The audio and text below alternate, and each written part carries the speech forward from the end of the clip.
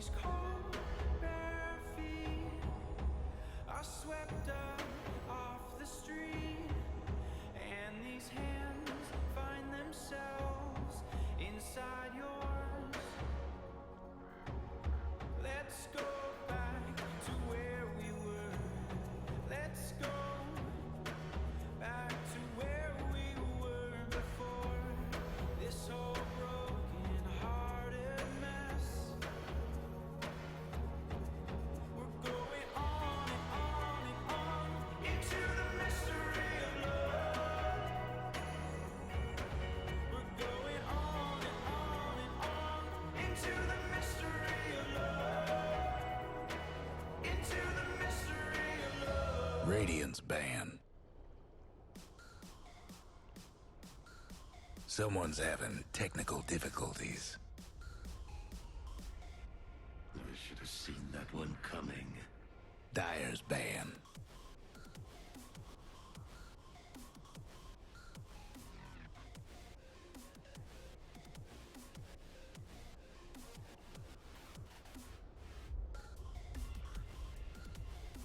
Ten seconds to go. Radiance ban.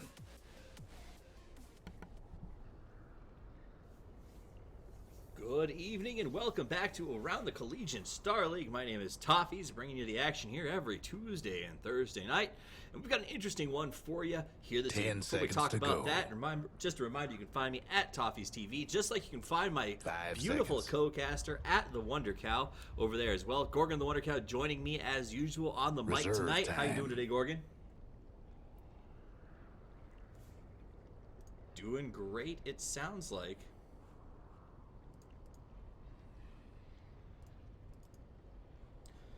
Good evening. Can you hear me now, Gorgon? All right. We'll wait for Gorgon to get his stuff back online. Let's chat about what's going on today. So what's happened is we originally had it was supposed to be Georgia Tech versus. Hold on. Let's go back in my head here. Georgia Tech versus Nebraska. Georgia Tech forfeited. Nebraska did not have anyone to play, and Stony Brook and CMU had to be scrimming tonight. So we asked them if we could cover it, so we'd have a little something to talk about, and that's what we're going to do right now. So we're going to hit that little phone button right below your name. It's got an I and a phone. You can disconnect and reconnect, and that should fix the sound issue. I already reloaded, and hopefully that fixed it. It did. Welcome back. How are you doing tonight? I'm doing all right. It's now that we got the technical issues over with, and we've got some teams here. Looking forward to watching a little bit of the CSL action. Should be a lot of fun. Now, before we do any of the assessment, we got to do a little housekeeping and let you guys know that we want a big shout out to our sponsors, Twitch. A big thanks to Twitch TV for sponsoring the CSL and featuring our matches weekly. We're proud to be affiliated with the largest gaming stream provider in the world. Also, a big shout out to Asus, Republic of Gamers. Asus is the presenting sponsor for CSL this year. They make some of the world's best PCs, laptops, and monitors. Asus is funding this season's travel to DreamHack and our prize pool for the whole year. Be sure to follow their social media at Asus_ROG. 10 seconds to go. Thank them personally for sponsoring the CSL. Now I'm going to take a second and soapbox for just a minute here, Gorgon, because I say that and I think a lot of folks go sell out, or I'm not going to send them a tweet and thank them. Dyer's pick. What we have here is collegiate esports for the first time that in my memory, right, Gorgon? I mean, I went to college. I have 3 degrees. The idea of playing video games in college for scholarships and LAN championships blows my mind, and I love seeing it. I love seeing sponsors get on board to help grow the sport. In order to keep that happening, those sponsors need to know that they're having an impact. So I do encourage you guys to tweet them, get involved, let them know that there's fans out there, because that's what's going to drive the continued growth of collegiate esports. Having said all of that, soapbox away, what do you got for me? I was just going to say it's certainly a lot better than what the alternatives were when we were in college, which in my case for scholarships was working for the DNR moving rocks around 100-acre fields.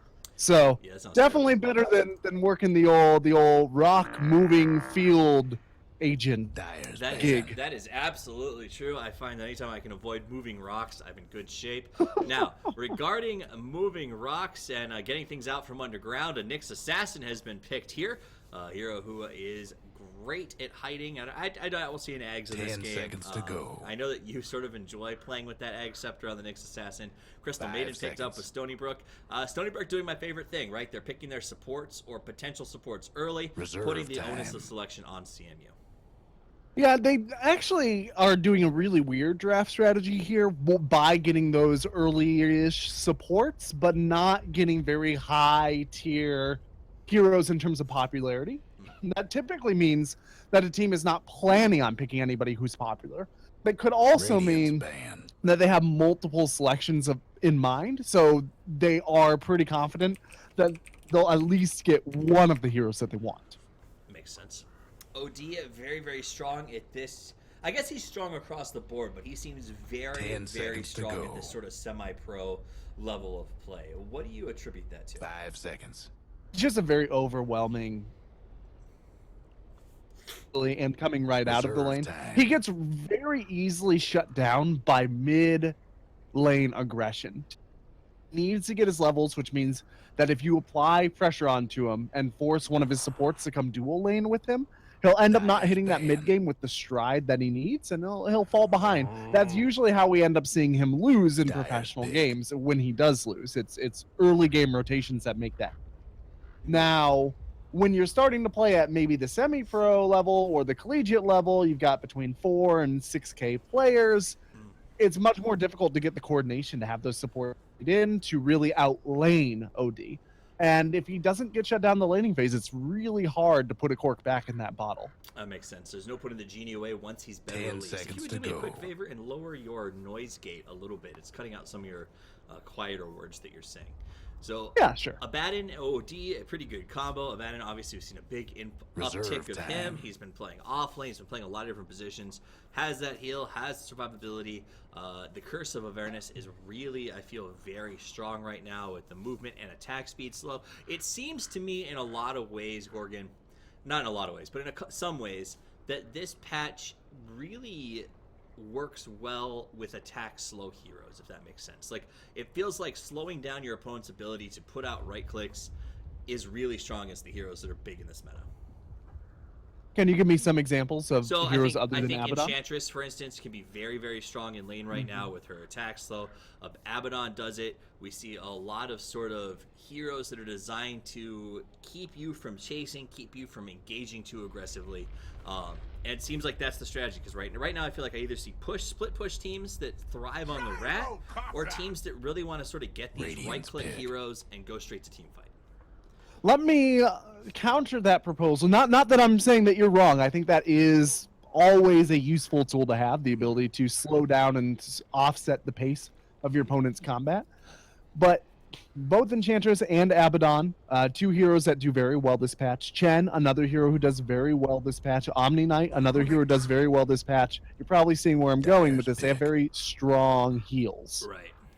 That's true. And play, having those heals, tremendously valuable, because if you're fighting into the potential to have to kill a hero essentially 2 or 3 times over before you actually knock them down, it requires, once again, much better coordination. And in pub matches, you're always talking heroes that 10 require seconds to coordination go. to handle almost universally do better than heroes 5 that seconds.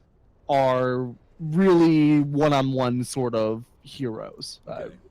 So Reserve time. when you're moving into maybe a CSL style where a lot of the teams don't get to play together that much, they're a very wildly varied skill Radiance levels. pick. Having heroes that are disruptive, having heroes that force opponents to think creatively and force opponents to think together in order to counter, that seems to be, in my estimation, the best strategy to go with if you're trying to pick a way to do it. And on top of the Abaddon, you have Pudge here as well, who is another hero that forces people to play out of their comfort zone, forces people to respond and react as a team very quickly, and OD as well. So I do like CMU's overall draft here.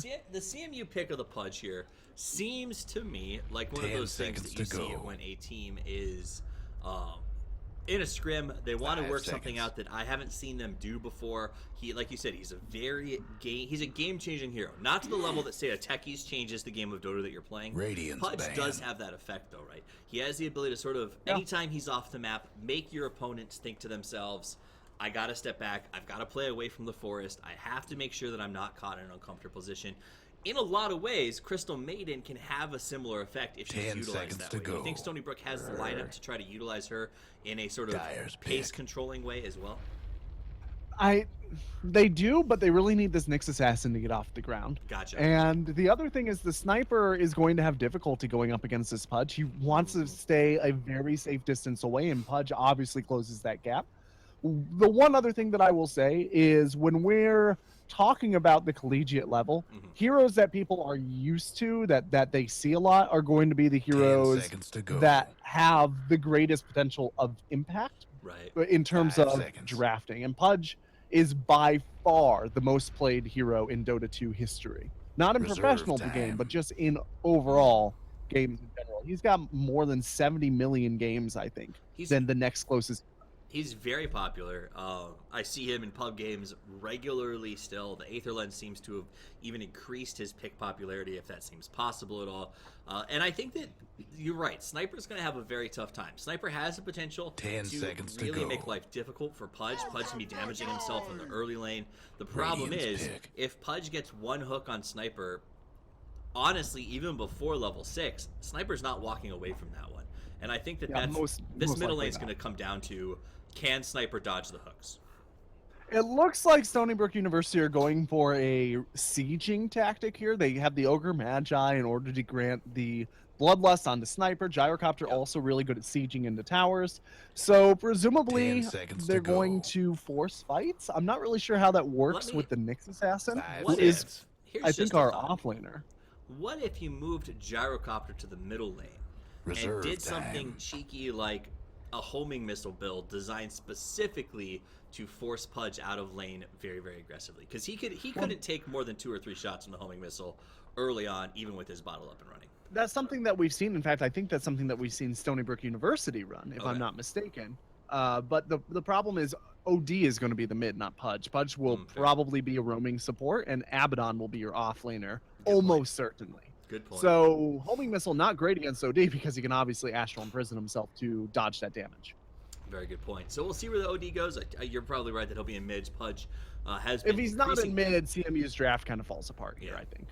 Pudge has been increasing in popularity because of the support, his ability to work in that support role. Do you think the change to so personally, I feel that the change to Aether Lens, the removal of the spell resist, makes Pudge slightly less strong as a support, because I don't think that he can rush straight to Aether and not worry about that sort of raw 10 damage seconds to diminishing go. that Aether Lens used to give.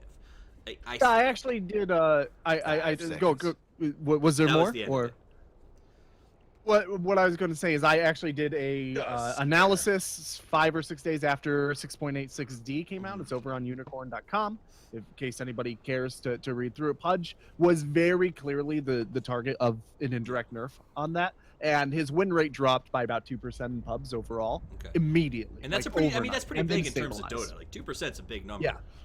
Going from 54 to 52% win rate, which is I think about where he landed, that is really sizable in terms of impact, and it is almost entirely because of that Aether Lens change. He's not really able to rot quite as effectively, or he doesn't get the Aether Lens as early, which means his gain potential isn't as strong. All things said and done, it makes it more difficult to run Pudge, period. So that's the draft, guys. It's in. We'll be right back after these words from our sponsors.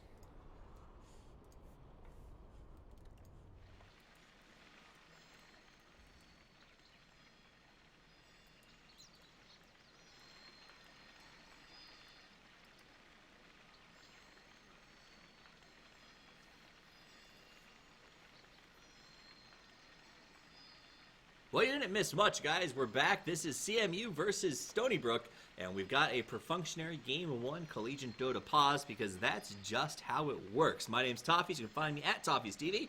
Joined by Gorgon, the Wonder Cow, where you can find him at the Wonder Cow. We just saw a draft that includes a Pudge, presumably in the support position, and no matter where he goes, it's going to be a lot of fun to watch. With that, let's do a quick introduction to the teams as we have them locked in base and easily accessible. For the Dire side, it's going to be Stony Brook University. We're going to have Heartless on the Ogre Magi, Dave on the Sniper, Gyrocopter played by Only Hope. We're going to have Live Evil playing that Crystal Maiden, and last but not least, the man on the Knicks will be Davici.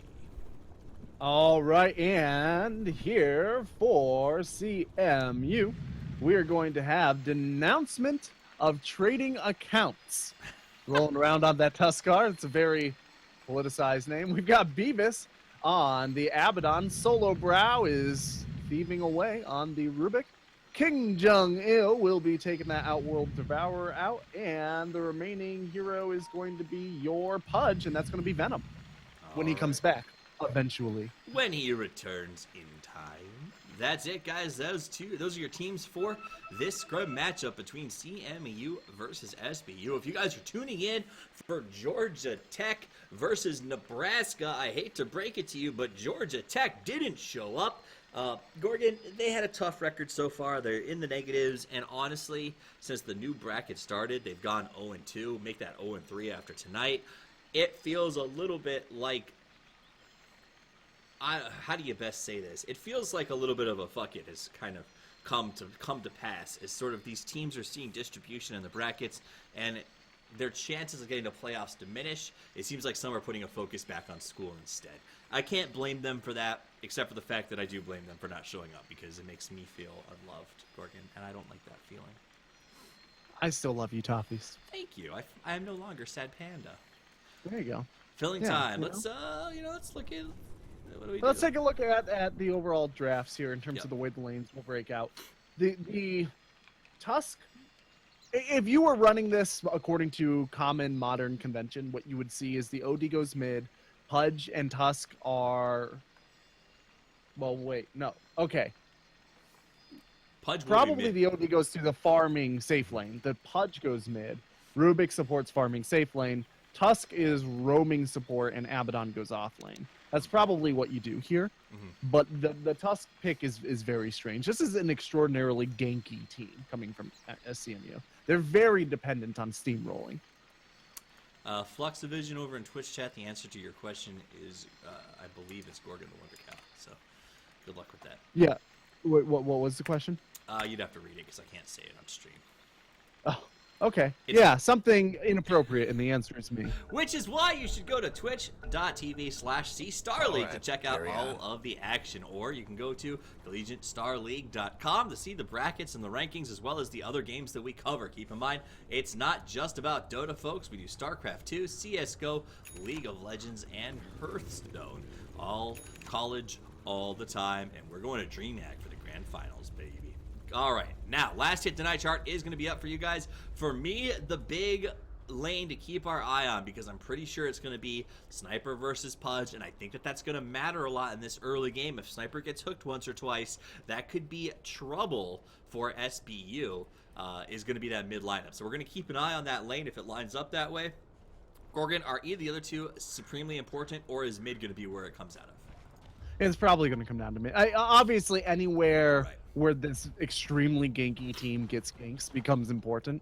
But in terms of slowing down SBU and getting off to the good start, 30 seconds to showtime. How this mid lane is paced is going to matter a lot. And also, whether or not this OD gets shut down is going to matter a lot. Denouncement of trading. God, you're going to really annoy me throughout this game. Denouncement. It's such a long Sounds like name. denouncement of the name, denouncements of trading accounts. Oh, maybe that's it. Maybe he knows a guy named Trading X that he doesn't like. Yeah. All right, Heartless.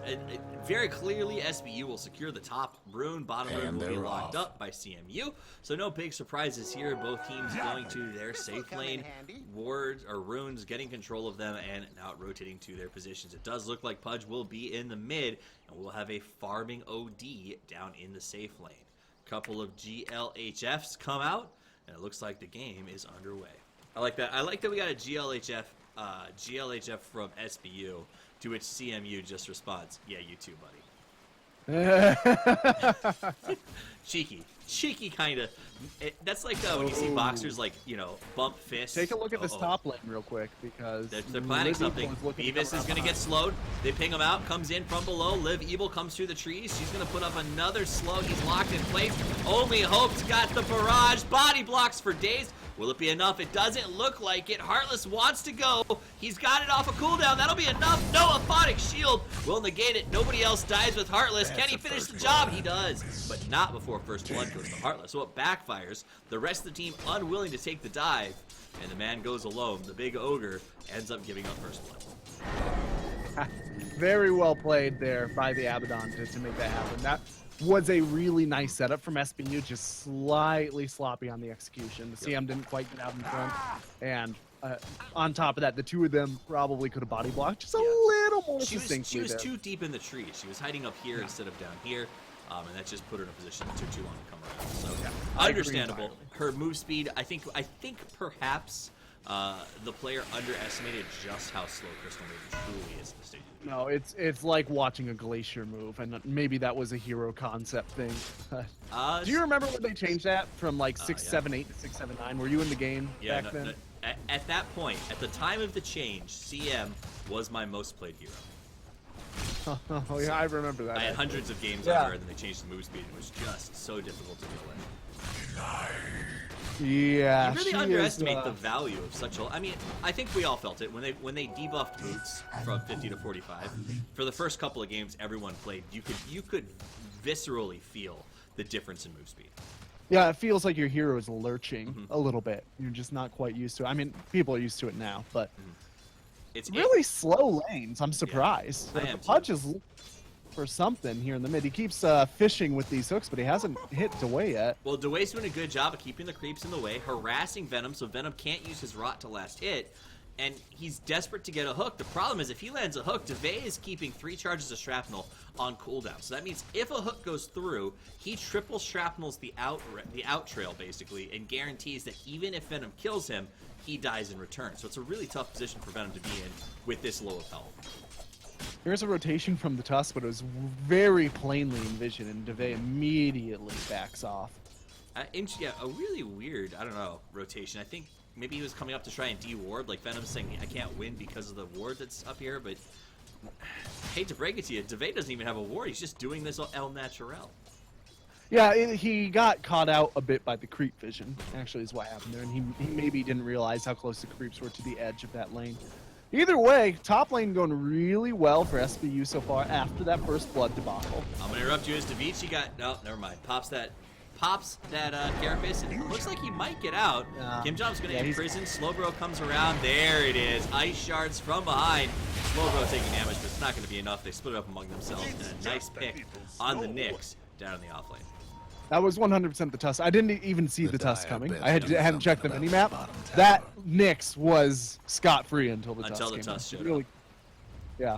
So maybe that's what maybe that was his plan. Obvious rotation to mid, stealthy TP to bottom.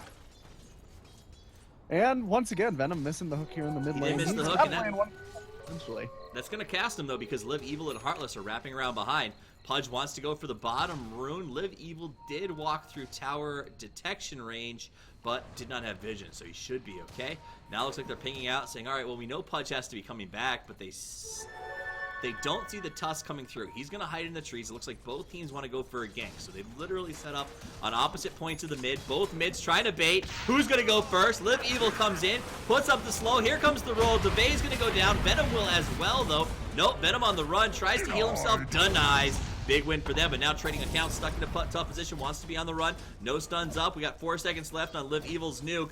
Trading could be in some serious trouble. He gets slowed. Heartless now has the stun. That'll be the end of the Tusk as he tries to get to a point to deny himself, but the stun will keep him from doing so. It goes 2 for the price of 1, as up on top, only Hope harasses Beavis a bit more.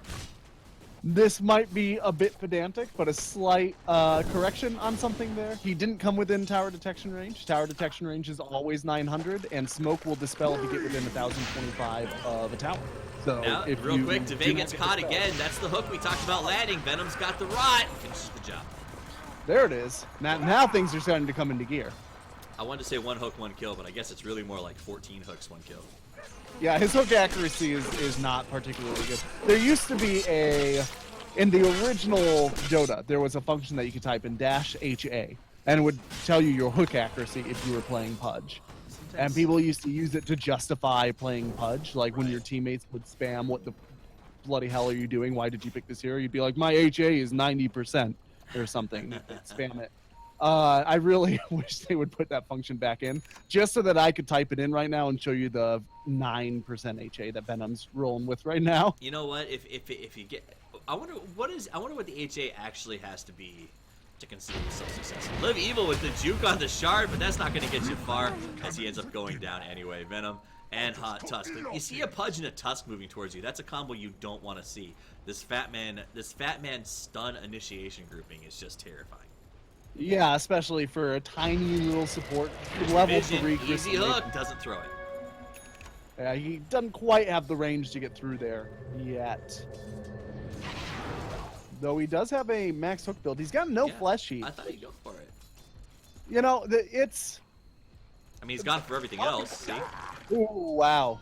By the hair on his chinny chin chin. Sniper actually got a little bit of a shave. Yeah, right on the rear end. Gold lead, Like by a the way, is back at whacker. 1,500 for CMU. They've been doing pretty well in terms of getting their lanes. Figure the last hits, you're going to see OD dominating down on the bottom position. Hook is going to miss, but not before the snowball goes. Was that a juke snowball?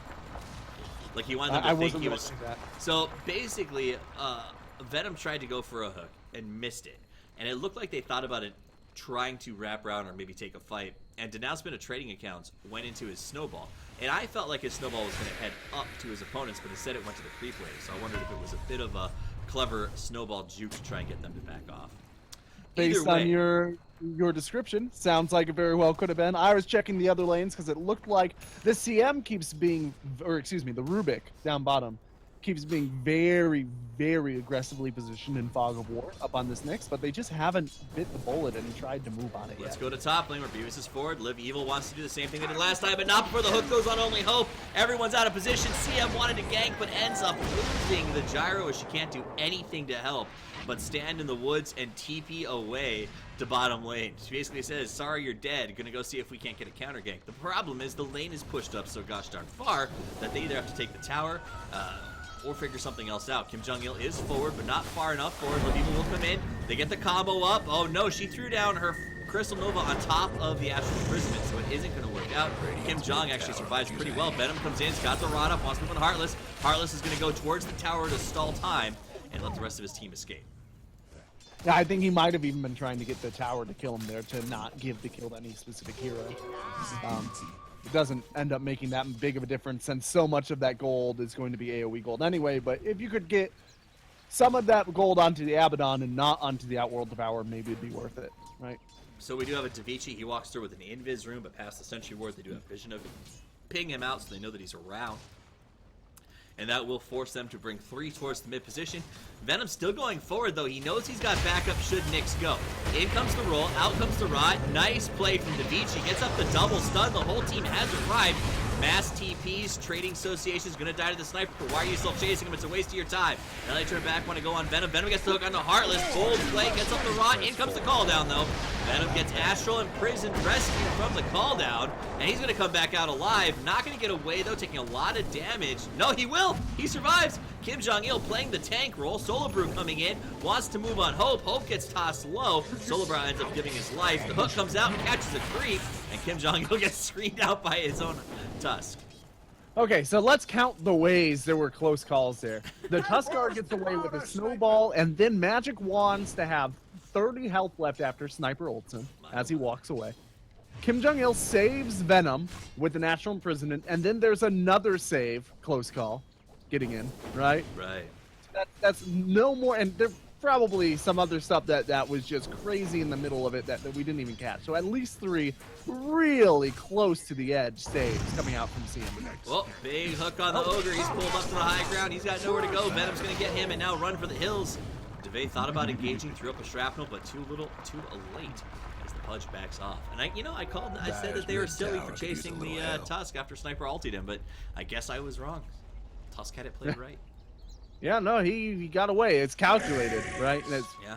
lucky, really, the fortunate that he didn't get hit by one creep auto attack. All right, Beavis is going to butt heads with Davichi up here in the bottom lane. Not going to happen, though. Davichi's ready for him, puts out the stud, and goes right back to trying to get a little bit of action here. Only hope is going to find Venom in the trees. Venom sees him, says, yay, free food! That's exactly what Venom opens up. Call down comes out. They're going to dodge.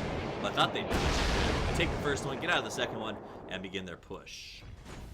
Yeah, I remember when we first came into this game, we were filling time, and I said, oh, this is really going to depend on how well CMU paces. Will they manage to make the ganking work out? And so far, the answer is definitely yes. Down bottom, we're having down the bottom. Speaking of ganks, SPU wanting to turn it back around, goes to Solobrow. Solobrow, a nice pick up and throw. Backs, hooks to safety. Ultimate popped on Beavis, and he's going to back off as well. Venom now turns back in, wants to go on Davichi. Davichi goes in fist. They back to the other side. Kim Jong-il now making his move on Heartless. Davichi comes from behind, gets the Abaddon. We're going to Astral Imprisonment up to save the Pudge, but he's the last man. Now Kim Jong-il's going to try to help him out. Heartless comes in. He's got a stun up in 2 seconds. They get Pudge, but they lose the Nyx Assassin in the process, and it's a 2-for-1. Abaddon and Pudge for a Nyx Assassin. It could have gone a lot worse for SBU, I feel like. I could have gotten a lot. That was amazing for SPU. There's no. You take that 9 times Trouble out of 10. Really, the only time you don't take that is if you end up losing towers because of it somehow. Yeah, I thought that was 1,200 gold. I thought there were going to be a lot of snow off that, but I thought they might lose more than 1, 2, maybe even 3. But it actually played well, though. Kudos to CMU that Venom hooked to rescue. Was it the Rubik? Was absolutely massive. Had that Rubik gone down, that fight would have gotten very different. And they would have lost far more than 2. Meanwhile, though, they will get a push onto the tower. Pushes only hope backwards, and that will be the Dyer's mid towers having technical What were you saying, sir? difficulties. I was just going to say, it looks like they want to counter engage, but the disengagement coming out from SPU, they're going to route fairly successfully. The hook is here, though. Uh-oh, Debate, wrong position. Venom's got the hook. Easy, Rot. Easy, not. That's a dead sniper. Levival comes in, though. They're going to go. Only Hope puts up everything he's got. Lots of damage. Wallace punch on the return. Tricking accounts is going to go down. Rubik picks up, throws back, and the stun's on Heartless, but that's all it counts. Venom puts out a big hook, catches Heartless.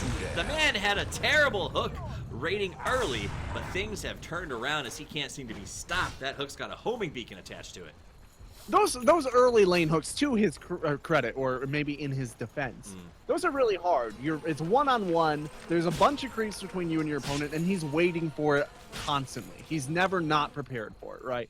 Once you kind of get into the game and there's a bit of bedlam around you, there's the chaos of the fight, it's much easier to find your zen moment and pick your pitch. That Pudge is really a can't suicide really squad judge a hero. Pudge. What was that? He's a suicide squad hero. He depends on bedlam. Absolute chaos is where he thrives.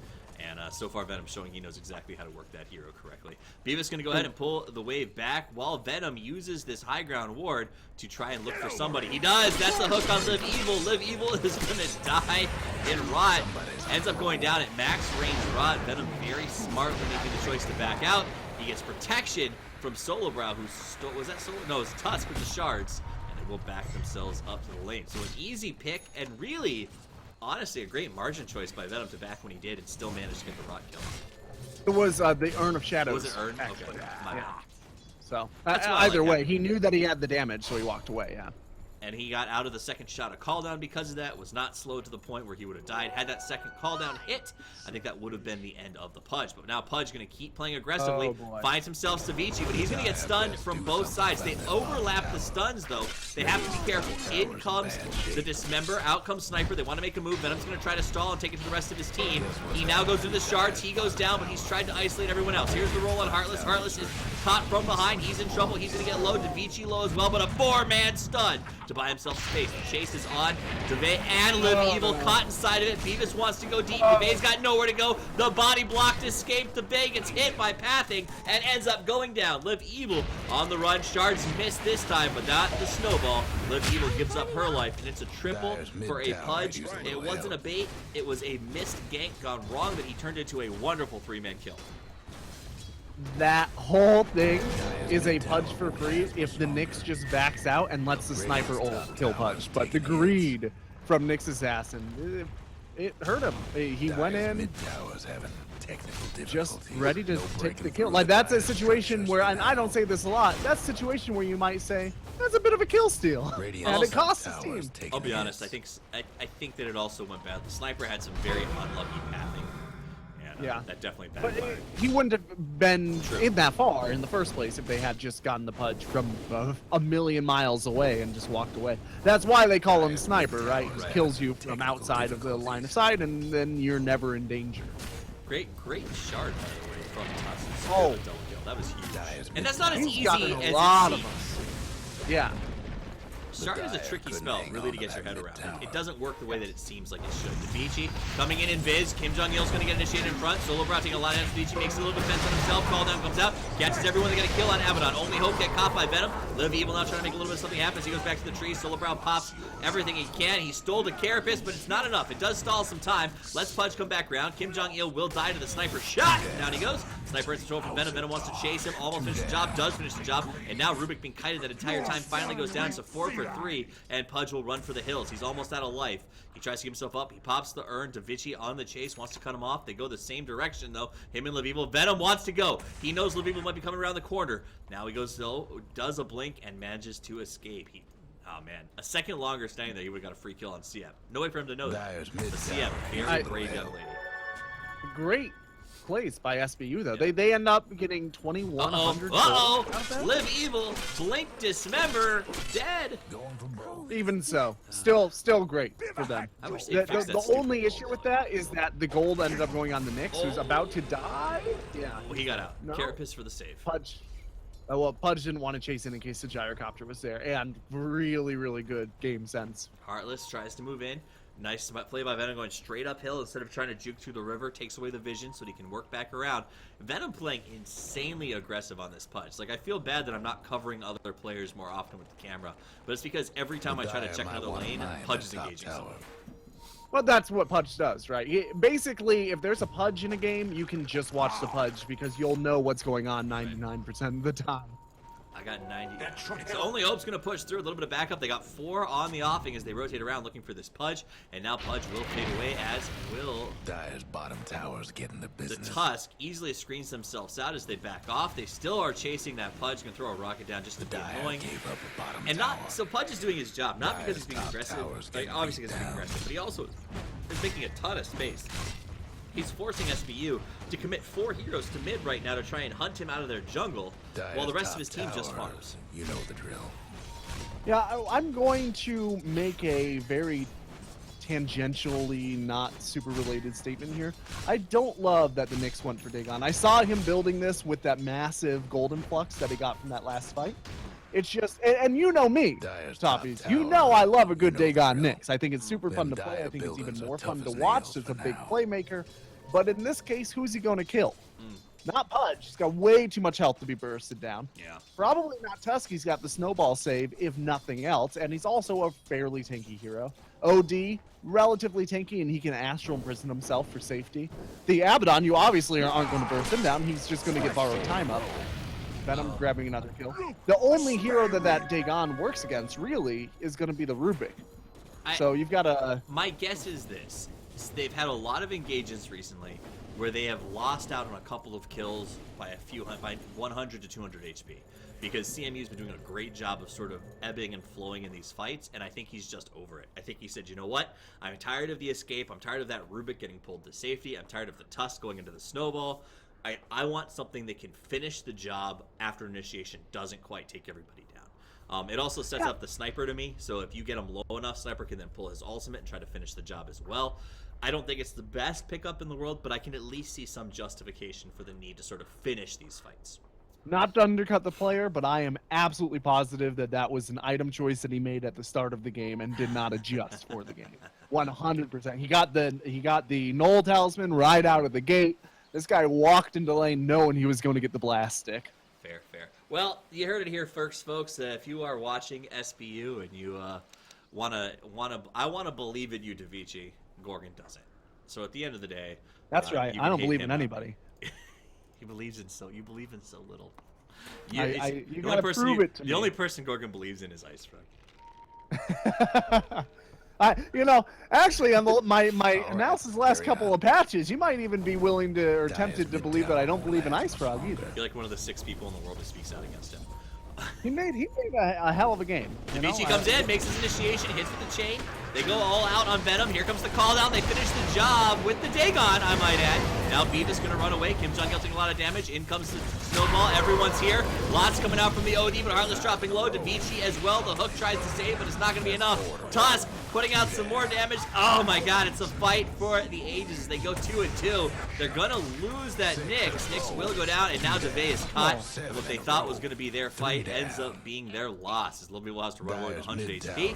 And CMU, despite a strong initiation from Stony Brook, Radiant's take the gone win. and fortified their structures. Yeah, that was just a Radiant fight of bottom shenanigans. towers It's what it was. This is a game of shenanigans for Venom, and if we are going into another game, I believe we're doing a 2-game series here, right? Pretty sad 2-game right Scrim now. series today. Venom's Pudge Dyer's is going to be mid banned out tower next is time, nothing right? now. It's got to be 17 and 3. You don't let that fly twice. No, you don't let that fly twice, even though Venom will let his hooks fly multiple times, just hoping that one of them connects. At the end of the day, it's worked out for them. 7,500 gold, XP at about 75 as well. As CMU goes forward and catches the last man standing from the fight and says, I believe in 5-man wipes. Come here, CM. Just a series of calamities Lost for the top SBU. tower. They cannot get away. Venom is just cruel on this hero. No, it's it's not like it's just him. Although some of these plays are literally just him. A lot of it too is that they've got the Tusk to zone out with the ice shards, so that heroes can't run away from the Pudge, and they can't run to help heroes that have been hooked by the Pudge. That was a very good choice. The OD has a very similar function. He's able to astral imprison anybody who might be around to help. Right? There are a lot of answers to a counter initiation into this Pudge that makes his job Guess easier. what's happening But at the to end of the Dyer's day, he's the bottom one landing tower? the hooks. On a slightly off-topic note, by the way, there's smoke rotation from Venom and Tusk here. I can't see that Pudge portrait without thinking of that kid from TI. I don't know What? if you remember the Pudge cosplayer. It was like the most on-point Pudge cosplay I've ever seen in my life. Like, it looks so much like the portrait. Now, whenever I see the picture, I think of that cosplay. I hope that you guys listening, if you didn't watch TI or if you saw any of the coverage or saw the pictures put up, there was a Pudge cosplayer there who had the same haircut, the same face. I mean, everything was spot on. Definitely worth checking out. Meanwhile, SBU goes in Viz with the smoke, tries to find somebody to Dyer's kill, top but tower's nobody getting is beat there. down. The smoke is wasted, and SBU is left with their hat in the hand, begging for a chance to make a comeback. This Dyer's ward top tower is barely lasts long enough to show off Dyer's this structures looking gyrocopter. fortified. Had that ward expired a second earlier, he might have been able to sneak up. Either way, Dyer might want to seems to be an mine that top uncontested tower. Venom wants gyro. Hook is going to land just barely. Easy dismember. No one around. Down he goes. The roll into Davichi. Davichi wants to run. Popped a little bit too soon on that Carapace. But he does manage to go Vendetta. But Vendetta to escape is a Vendetta that really is frustrating to spend. Dyer's top Well, tower it is will last for a down. while. It lasts for what at that level 50 seconds or something like that. So he'll have time to use it. Maybe. He's if headed they straight want towards Dyer bottom. might He wants to wanna use it on mine Kim that top Jong-il. tower. I don't know if he's going to have time to get it up. We'll see. Dyer's got one Okay, last yeah, he's top not going to tower. catch this OD. But Meanwhile, on the top lane, CMU keeps the pressure up, pushes the creeps towards the base, and forces a rotation back by SBU, who just went to the bottom. and Dyer's top tower. That's 21 You flash know the hits, by the drill. way. 22 minutes. yeah, Hook comes in, he catches DeVay. DeVay's got nowhere to go. The danger of the sniper, and off goes Haste Root. Venom acted like he was leaving, decided not to, but that may cost him as everyone is after him. He's going to go for the run, has the haste. In comes Kim Jong-il. Surprise, he says. As they make the move, they're going to roll in. Heartless taking a lot of damage. Davichi does go Vendetta, tries to get a shot up on OD. Is it going to be enough? We see people going down all over the map. We've got the sniper, the Nyx, the CM, a hook to finish off the gyrocopter, and now it's Heartless on the run. He's the last man standing. They want it. They got one, they got two, they got three, and they got four, but five will prove elusive as Only Hope throws out the GG. That like W. 15 in a row. yeah, that's Oh, a little they made it later than five. I would have expected it. Even. Venom made it 5. That's the end of the game as Stony Brook University drops a massive one to Carnegie Mellon, who wins 33-13 with a net worth of $15,000. One more game to go tonight, guys. My name's Toffees. You can follow me at Toffees TV. I'm joined by my co-caster, as usual, on Tuesday and Thursday nights. Gorgon the Wonder Cow. You can find him at the Wonder Cow as we get ready to go to Game 2. Don't go anywhere. I'll play some music for you and chat a little bit in Twitch as we get the next game up and running. Stick around, and as always, Toffee's out.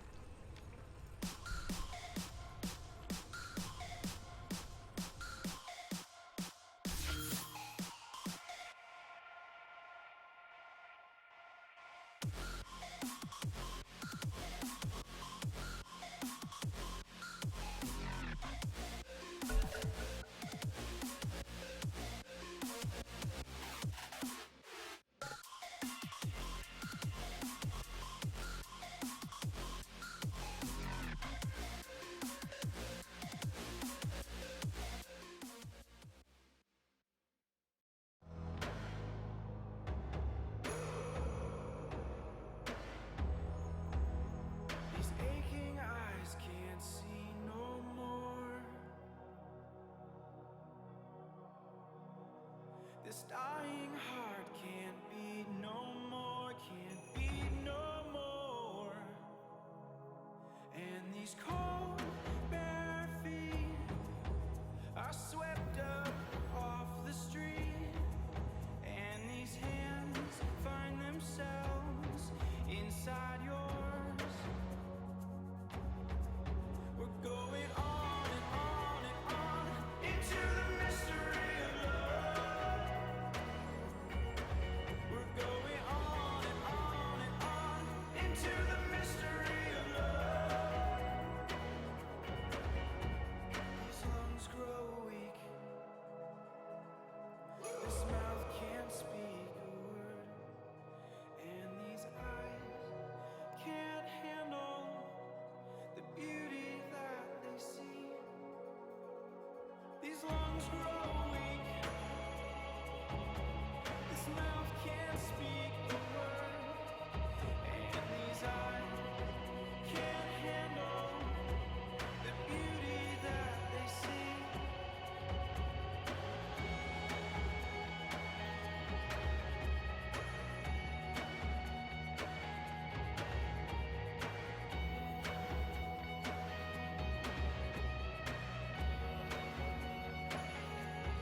Let's go back to where we were. Let's go back to where we were before this whole broken-hearted mess. We're going on and on and on into the mystery of love. We're going on and on and on into the mystery of love. Into the mystery of love. Into the mystery of love. Into the mystery of love. Into the mystery of love.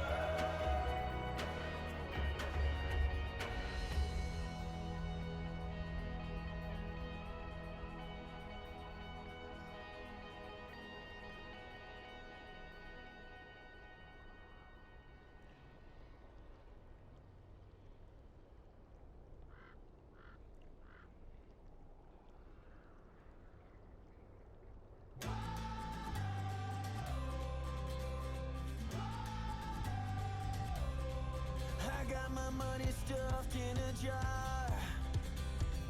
I never dreamt of going far, but then you came along. Now I'm begging to belong. I can't give you anything that wasn't free. If love is all you need, then tell me you believe. Baby, I got nothing left to lose. Go on and take my heart.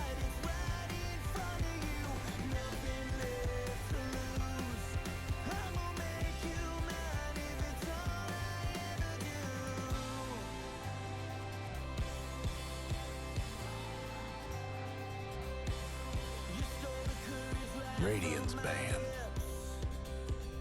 I swore I'd never speak again, but then I caught your name.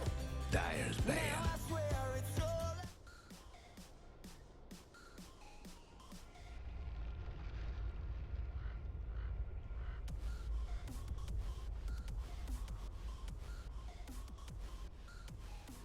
Ten seconds to go. I should have seen that one coming. Radiant's ban.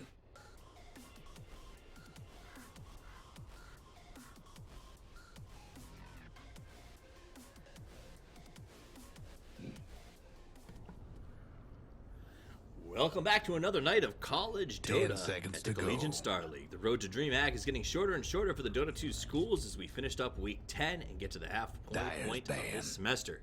We had a featured matchup between Nebraska versus Georgia Tech. Georgia Tech, however, did not show, so they will forfeit to Nebraska, Radiant's ending pick. their hopes and dreams of going to DreamHack, but helping Nebraska get one step closer. We grabbed CMU, Carnegie Mellon, and Stony Brook University to jump in for this show match as they were planning to scrim anyway tonight. We wanted to make sure we had something for you guys to watch. Big shout out to Twitch. Big thanks to them for sponsoring the CSL and featuring our matches weekly. We're proud to be affiliated with the Dire's largest pick. gaming stream provider in the world. And another shout out to Asus, the presenting sponsor of the CSL this year. Asus makes some of the world's best gaming PCs, laptops, and monitors. As I can vouch for this, I have one of their laptops myself. Asus is funding this season's travel to DreamHack and our prize pool for the year. Be sure to follow their social media at Asus_ROG and thank them for sponsoring the CSL.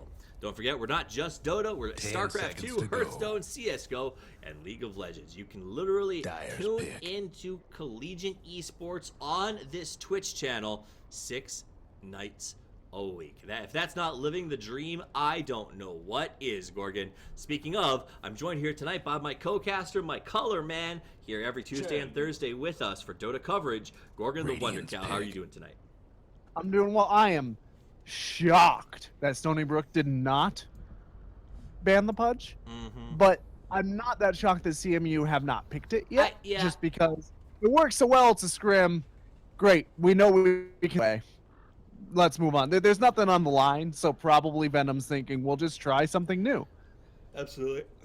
I'm sorry. I think you're in the right point. I think that they said, 10 seconds CMU's to probably go. not going to run that twice in a row. That's not to say that they can't still make that pick. They did pick 5 it in seconds. the 3-4 position last time around, and we could see Stony Brook knowing that and saying, well, if they first Reserve pick time. Pudge, we're okay with that. It reveals enough that we can plan around him. If not, we'll use him in the second ban phase. And that seems like what they might do here. Radiant's ban. You said, it worked for them. CMU, it was a scrim. Let's move on to something else. We'll see if that actually happens this time around because they did pick the Abaddon again. Chen's going to be used here. Totally different positions, but the same draft strategy 10 from seconds SMU. to go. Witch Doctor and Earthshaker. So they're picking their supports first again and leaving that 5 sort of seconds. onus of counterpicking on CMU. Looks like CMU is going for a mass heal push strat here. Reserve time. The Death Prophet's already banned out, so that's kind of a bummer for them. I'm sure they would have liked to have picked that up. Yeah. But there are lots of pushers still available in the pool, including Juggernaut, who's quite popular himself. Absolutely. They also have the Wind Ranger available if they want to get that for their mid position. So lots of options in terms of lane control and, like you said, push aggression. Yeah, and even if they wanted to, they could do something like a Necrolite, or maybe Necrophos. I think that's what he's called these He's days. Necrophos these days. Excuse me. Yeah, I think Necrolite's what I give my kid when I need to get him to sleep at night, right? Well, that's This just in Pedialyte. Toffees drugs his kid to get it to sleep. All right. Good to know. With Good to know. Necrolite, can you imagine giving somebody a medicine called Necrolite? That'd be terrifying. Slark banned out. I have to assume that maybe Stony Brook knows that CMU has a great Slark player. It doesn't Yeah. seem like the kind of hero that you put out on turn 2. Yeah, he's really, really good. In the Slark in the hands of a player who's good at positioning and good at ganking, a player like Venom or even King Jun Il, is devastatingly broken. Yeah. To be honest, That's like true. he has a built-in heart. He has built-in always-on phase boots. He has a Dire's built-in ban. debuff, right, that he can use anytime. Radiant's He's got a ban. stun. He's got damage. He steals stats. He pushes. He does everything. The only issue is he's a little bit squishy and he needs to be positioned really, really well. Right. For CMU, it would not be beyond reason 10 to seconds expect to them to go. have a very strong Slark player. Makes sense. Especially, he also has a great combat 5 mechanic. seconds. It fits very well into this level of play. This is the ban we're waiting for. Will Stony Brook choose Reserve to ban time. the Pudge? If they're going to do it, this is the place. They decide not to. They want to get rid of more of that push. ban. So they see the potential for push control. They don't want to have it happen. They get rid of the Shadow Shaman. They know that CMU is going to be needs some stuns and lockdown Dyer's to go pick. with the push. So I think Shadow Shaman's a good ban, as is the Lone Druid. The problem is that leaves Pudge open. Though, based on what CMU is doing, do you think it's a safe bet that I Pudge don't just won't be think they seen? will. All right, fair enough. I think CMU. If this don't was a wanna non, run the if same this was a thing. non-scrim, would we see a Pudge? Radiant. Oh, Pick. why not? Yeah, run it 100% of the time until Gotcha. your opponents are either win or are forced to handle it with a ban. Gotcha. Right. Well, when there's something riding on the line, don't fix what ain't broke. That is But true. Well, we will see, and it sounds like you're right. Skywrath Mage is going to get picked up by Scenario Boys. And will that be a core Skywrath like the old days, or that's going to be a support position? I'd like to see it as a mid. 10 seconds to I haven't, go. do you see a lot of Skywrath mid anymore? There was a time. No, you don't see it basically 5 ever. seconds. I didn't think so. There was a time when it was a regular thing, and that was what he was, in my opinion.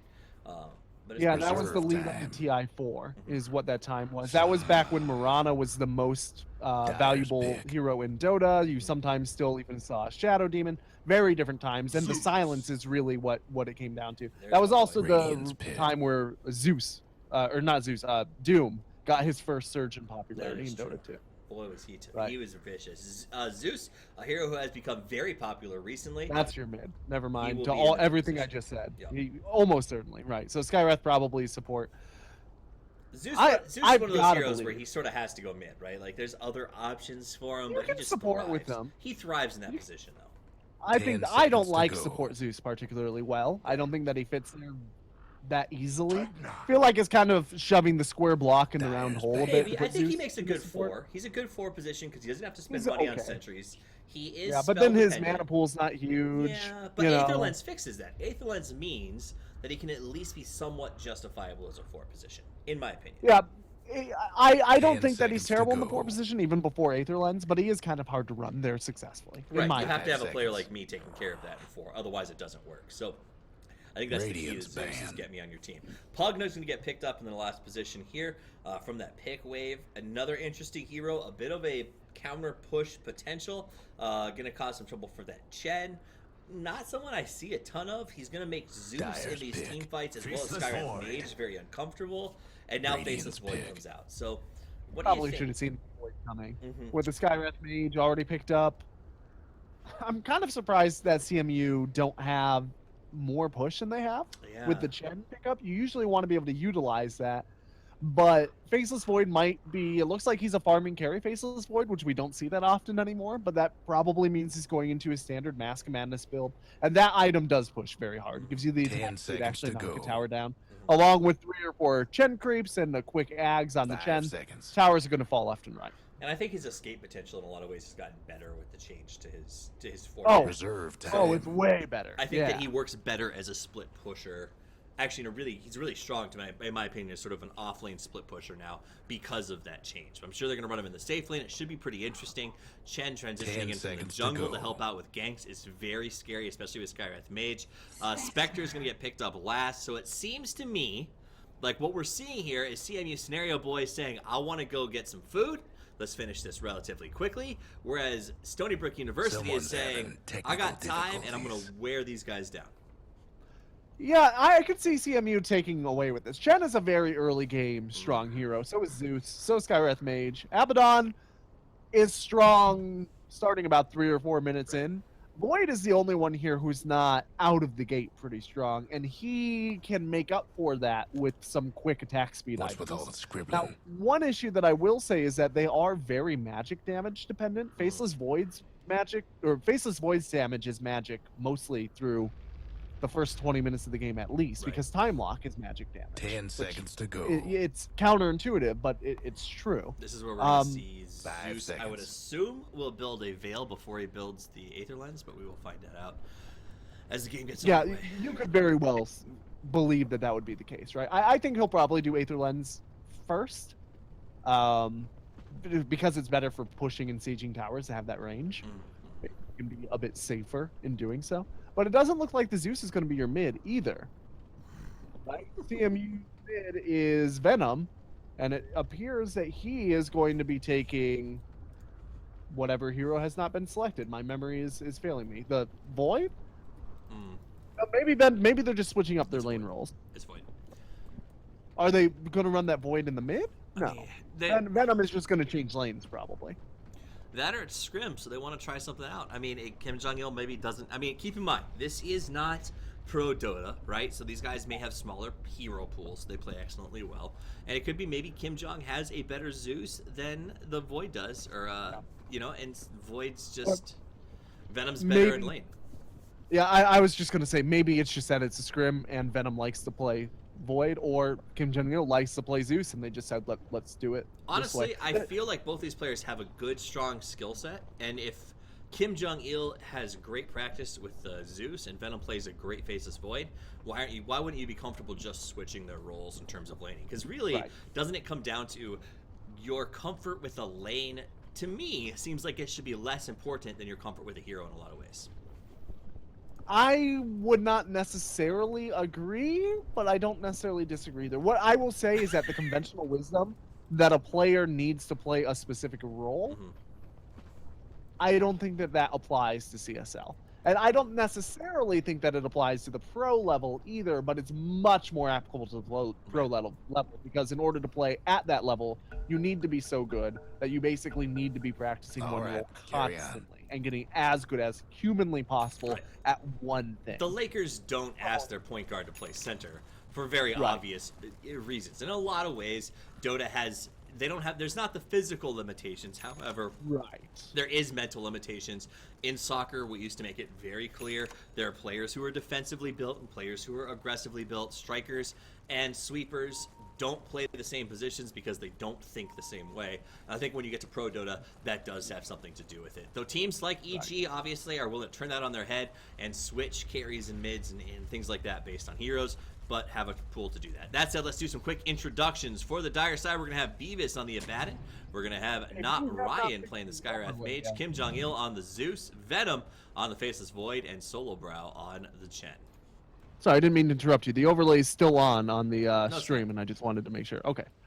It was, I mean, on the stream, not on the 2-minute delay. But, yeah, and then for the Radiant side, which is going to be Only Hope on the Pugna, Heartless is on the Witch Doctor, Davichi is sliding around on that Slardar, Dave is on the Spectre, and Live Evil is on that Earthshaker. Those are the lineups as they break down. Both teams going to go for their runes just like last time. They'll both get one and done. Wrap around by Davichi just to keep an eye on things. Looks like he's waiting for his chance to ward. Does go ahead and puts up, well, I think is a little... the guaranteed block, if you will. Yeah. Not my favorite. The problem with that ward is that not only is it really easy to de-ward, but it doesn't give him a lot of vision. Even if he were to put it out here, it would still be de-warded with the exact same ward. On a note, but for those of you who are watching, if you care to know, there's a new ward spot right here in the shoulder blade of the skeleton that blocks the camp, but also gives you vision down to here, as well as up into lane. Once again, the same ward de-wards all three of these, right? Right, but I mean, if you're going to put yourself in that position, you may as well get that for yourself. Otherwise, if you're going to have a non-vision ward, put it somewhere down here. Right, and even I actually really like the vision down below the red tree. It gives you all the rotation vision that you need. Nobody ever rotates up to that lane that way. It just doesn't happen. It doesn't happen. Beavis getting attacked pretty aggressively, and there's the D ward. We knew it was going to come out. Sentry ward should be outside of block range. I'm actually curious if that'll block a camp or not. Just remember where the box is. We'll find out. Which ward are you looking at? Oh, it doesn't. This one here. I was wondering if it was where the new box is. No. It goes right alongside of it. That is, in fact, the D-ward thing that I had just pinged out. It is... Beavis is dead. One more right click will do the job. Oh, wow. Has to burn a salve to survive. Gets one I think he would have lived even without it. I think that he thought he was out of attack range, though. Well, he salves, he loses it. And honestly, that's almost... It's not better than a kill, but it's certainly better than him just walking away without popping it. They get a really nice salve break, and now he's going to play very careful on the bottom lane. Mid matchup is going to be Only Hope versus Kim Jong-il. This should be really interesting. Pretty clear that I think Kim Jong-il has the advantage on this lane. I take it back. It would have been enough damage by 2. He got hit for 34. He had 32 health. I checked the He combat made the log. right So call that- putting it up. Vici on the run. Venom on the chase. Comes in. Wants to get a little more right-click Radiant's damage. top tower Not is in lucky bad with the shape. time lock, and he will have to back away. Not Ryan's going to go through the trees a long way around. He's being chased by Heartless, but Heartless can't do much to stop him. Just a cask and nothing to bounce it off of. If he manages to get it right here, it'll bounce into that neutral camp and really screw Ryan up. So Kim Jong-il will come in, gets himself the bottle fill. We see Heartless back away. Let's check in with the bottom lane where Devi is putting a lot of damage here on Beavis. Last hit counts right now are 15 and 3 for Pugna, who has been very, very aggressive, trying to make sure that he's using the Nether Blast to get those last hits and chip the tower as much as he possibly can. I hope he's gonna try to push forward, but there's just so much damage that comes out of Kim Jong-il. Yeah, he's got to be careful. Kim Jong-il's going in for the. Oh boy, Almost. He could. I don't. that yeah. lightning bolt range, not quite enough. Almost, but not quite. Beavis has to back away. He gets caught inside of a nice fissure. Live Evil's going to go ahead and just right-click him down as Beavis goes the long way around. He should get to the same point he was at when the fissure goes down, and it will. It's the long way around, really just prevented some right-clicks, basically. And he will manage to escape. Triple on the bottom. Let's go towards the top and see where we're at. Davichi is 6 and 1. Not bad for being in an off-lane position up against his Venom, who's been very aggressive. Yeah, part of the issue is that there's a Chen, right? So you've got a jungler. That jungler means that it's harder to zone out an offlaner. They don't have the traditional tri-lane. Even so, Slardr's doing really well. He has been... Oh, we're going to have a first blood. Missed it. It was a fissure block. Gotcha. Nice play. Fissure block. Devay and Heartless come in and get the kill. Nice triple. Should have been obvious, but I'd like to keep it fresh. I was looking up at the top, watching that Chen farm, and unfortunately missed that kill. Gold leads at 400 already for the Radiant. XP at 3 to the opposite side. Back in lane, Beavis already used that TP to get back. Managed to buy the Soul Ring recipe before he went down. We'll bring that to lane with him. Not Ryan doing a good job of stacking camps and trying to keep them fresh for this Chen. Davici's going to go down for rune control, gets his hand on a regen. Pretty happy about that. And immediately we'll see Not Ryan decided not to go in on this. They see Davichi though, they bring everyone around. The stun misses, Davichi jukes it. He goes back up to the high ground. Interesting choice for Not Ryan to back instead of trying to bait Davichi into the initiation. I think Solobrow was too far up there for him to feel confident that he'd actually be able to get the bait. That makes sense. Maybe he thought, right, that Solobrow had been seen.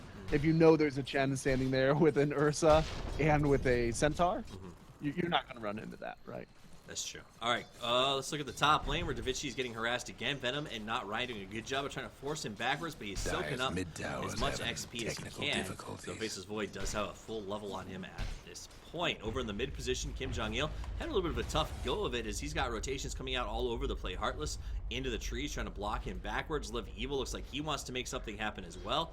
And only hope will continue to win this last hit. Fight at 32 and 7. How Yeah, interesting. the jungle control here for CMU has been really, really good. Really. There's a wild kin that's going to be massive levels coming out Dyer's for mid Solobrow. tower He's could got use a several little help. camps he can knock down. All right, so he's looking good. The stacks will continue. They will pull the lane as well to continue to have Void last hitting underneath the tower, which he's pretty comfortable with so far in this game. He's sitting at 32 and 12. Beavis on the bottom, only level 3, as this offlane has gone much worse for him than it's going for Slardar up in the top position. The count of that is to the Chen. Live Evil looks like he's going to come through, puts up a nice ward through the Roche Pit to get some vision. That's my least favorite thing about this ward spot, is the fact that you can get really great vision on your opponent's offlane by going into the Roche Pit. Radiant needs every advantage it can get in this True. particular path. Fair point, fair point. For those of you who don't know, the win rate is significantly higher on Dire than it is Radiant at the moment. Yeah, I think right now, not including the first pick advantage, you're looking at between a 4 and a 6 point advantage in Pro Dota for Dire side. So Gold lead 100, XP at 7. As this game still is relatively close, Slaughter going to rotate back around, see if he can try to get a little XP soaked, as he's now gone to XP soak mode. Seeing the camp pulls, seeing the stacks, trying to get the best he can out of that. Now he's going to make a move, goes on Not Ryan, stun from the rotation of Live Evil. Not Ryan could be in some trouble here. They rotate, they get him outside of tower range. Easy kill with no return damage. Kim Jong-il is just about to go down. There's the right clicks, and Only Hope is able to secure that as the gank goes top as well. Wow. easy. So they pick up a double up on that top position. And where was the Zeus? He was in the... Okay, Zeus so he was came in to the help, mid lane. basically. Well, no, he was being ganked in the mid lane. He was trying to escape using that high ground. Venom! You sneaky bastard. Venom goes out, jumps over the Fisher, turns back in for DeVay. They use the cat. No! He paralyzing cast inside of the Chronosphere, so it was a waste. Now Venom's going to copy. I'm shocked he didn't salve up there. He must have just forgotten that he got it. Yep. So there he goes. Kim Jong-il TP's in to help, but it's too little too late as Davichi and DeVay are closing in on him. Kim Jong-il just came back to life. He's going to go down, but now we see Solo Brawl and the rest of the crew coming in, trying to get the return. Live Evil and Davichi on the run. Beavis doing whatever he can. I don't know, man. Can they stop anybody here? Davichi seems like he could be able to get out of this one. Doesn't have this. There's the sprint. Technical difficulties. He's gone. They had Oh, that's it. anything That'll be other him than the dead. Sage Tormentor, they would have been able to get a kill there. But the Sage Tormentor does not provide a whole lot in terms of chasing potential. Davichi got low enough. They waited for his sprint to pop and then burned all their Trouble brewing spells. at Radiant's Make sure they got bottom that extra tower. damage. And it goes... Not a great trade. CMU ends up at 5-2 after the whole thing is said and done. Radiant's bottom Yeah, tower they ain't a did end up pretty sight getting right about 400 gold onto the Skyraft just from that kill, so it's not nothing. That's true. It's not nothing. That's one of your catchphrases. I enjoy it. Do I say that a Bottom lot? It's tower not seen nothing. better days. No, it's one of those things because it is not nothing, but it's not a ton. It's a little bit country. I don't know if you're country, but it feels a little country. I'm from good old redneck stock. Oh, there so you go. That's probably what it is. It's not nothing, Toffees. You know, Toffees, God, I miss it's Voodoo. not nothing. You could shave a pig's back, and it would come back with less returns than that. It was weak, man. All right, Venom's going to come back into lane. Divine now farming up here on the top with a little bit of backup from Heartless. Looks like they want to try to fight him. They know Chronosphere is down, though, so they'll just continue to be a last hit fest. Let's look at the net worth. We see the stack for Pudge is the highest at 4.3, but that may change as he's being chased down in lane right now. From all sides, they're moving on him. The Arcane is up. Only Hope's going to grab it and run for the hills. Into the Roche Pit, hoping to maybe get a TP or a deny. Oh, Zeus finishes the game. But here comes the reap. Everybody turns back around. So Ryan, caught by Davichi. The ultimate from Kim Jong-il is just too strong. Davichi goes down. Hand of God comes out to save the rest of his team. Not Ryan dropping low. Wants to go into mid, but here comes Live Evil. Live Evil comes in, makes the kill on Skyrath, but the exchanges are all over the place. That's 1, 2, 3, 4 deaths, and now the chase is on as Live Evil has to run for the hills. He does seem to have the speed to get away, and the Fisher, if he wants to use it, he'll get away to safety. Chen will fake the chase and turn back around, but that started out as Pugna dying, and I thought that that would be the end of it. A bit of aggression from SVU, which we saw in the last game as well, put them in a position to lose 4 of their 5 heroes, and now they're going to come up top and try to... I don't know. Did they make the right choice engaging there? Was there any way to avoid that sort of massacre? Could they have known? Could they have known is my question, I guess. Well, they knew because they had lost a hero, Yeah. right? They knew what was going on there because they just lost the Pugna, who is now trying to kill Kim Jong-il, but will not be able to secure it. He did a good job of hurting. Like, Kim Jong-il's had a really tough time staying in this lane because Pugna has been so gosh darn aggressive. He actually, there was a small period of time where the Zeus was dominating his lane, Yeah. and then the rest of the game he's been totally zoned out. It's not just the Pugna's aggression, it's also the very serious rotations coming out of both Heartless and the Vici. Well, they did a good job. So SBU in this mid position did a good job. Initially, they could not get creep Dyer's mid tower equilibrium won't in his favor. But once they managed to get the creeps Can't to do here, nothing about he started to Dyer's just structures continuously right drop now. his ward up on the high ground so that Kim Guess Jong-il what's happening could to not get Dyer's his last hits tower. off. He could not utilize his spell. And as we all know, Zeus's right click is terrible and his animation is slow. hang on to And that that just mid seems to be his tower. death now. Dyer's bottom tower's Uh, getting the business. We're going to lose the tower here, but Yep. a strange Earthshaker Fissure decision ends up leading Radiant's to top a tower's taking disengagement. hits. Venom gonna go on the top, decides not to push, goes ahead and just farms some jungle time. He has a Hand of Midas and his man Radiant's shield top up. tower's in Gold bad shape. better. Let's see, what else are we looking at items? Anything massive? Stand of Midas on the Void. And that's about it. So, oh no, I'm sorry, the mech on the Chen. That's a pretty big pickup. Yeah, he's been farming for that for a while, too. This Chen is okay in terms of levels. Level 7 for Chen, 11 minutes, not bad. He got off to a bit of a slow start, partially because he got really unlucky with golem stacks. and partially because of how long it took him to get a Wildkin. Getting Chen, a pure jungle Chen, up to the appropriate levels really requires a Wildkin very early. You want to get it once you have about 3 stacks. You can get about 5 levels, about a level per minute in the first 5 minutes. If you get 3 stacks on this camp and a normal stack on that camp as well, and a Wildkin somewhere, which you usually do. Ooh, Heartless, Chen, Kim Jong-il comes in. Great stun from the double centaur. Now DeVay could be in trouble. He's trying to run, sees the writing on the wall, wants to go out. He's silenced. One more should do it. Not enough. I thought Zeus could maybe get one more click in, Dyer's but top the health tower. removal is just You know not the strong drill. enough at this point. Zeus making an interesting choice going into 3 arc lightning instead of the 2 into static field, which would have resulted in that. Dyer might want to find their top tower. Maybe. Venom gonna go Up ahead top, and we're put going to up have his an engagement. Chrono gets on Davichi, doing some damage, but not before the end, and it's going to cost him his life. Davichi and Live Evil survive and get some stuns off. Meanwhile, on the bottom, we see another engagement as Only Hope's going to throw on his ward to buy some space. Solobrow chases in, but Heartless puts some serious damage. Good bounce onto him, and Solobrow's going to have to back away. Only Hope comes forward, wants to make this happen, gets up his... Oh man, Flash follows around to the outside, wants to use his ultimate. DeVay comes in with the double stun. Solobrow dropping low, he goes down. Only Hope procs Beavis. Beavis is going to back away. DeVay thinks about chasing. Only Hope thinks about it too. Now they decide it's not worth going. Put some damage on the tower. We'll just push instead. Yeah, and the pushing should be pretty easy here. They've got a Pugna. There's not a lot of defensive capability. I'm not sure what these guys are still doing here. Oh dear, they're dying here. That's what's going on. DeVay pulls off the right click the last second, doesn't get the kill, and ends up giving his own life. What? Witch Doctor goes down. The turnaround off of what, honest to God, was DeVay pulling, backing before the right click animation went through. Yeah, that was strange. That very easily could have been kills for Radiant, and they just didn't coordinate The together Dire that might well. wanna They mine got to their top talk, tower. a little bit of the talkie. That's not great, man. I think it was honestly, I think that DeVay thought he had it, and they all backed, and the right click didn't finish the animation, and Zeus turned around and just Bottom nuked tower everyone. in And that's the great power of sight right Zeus. The No HP breaking down removal the radiant plus that structures like W this. is just so strong at this stage of the game.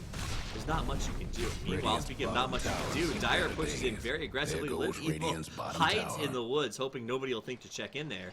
And he's lucky because they don't. Meanwhile, up on top, we'll see Radiant, Dyer's Stony Brook top University tower. making a push You know of the their drill. own.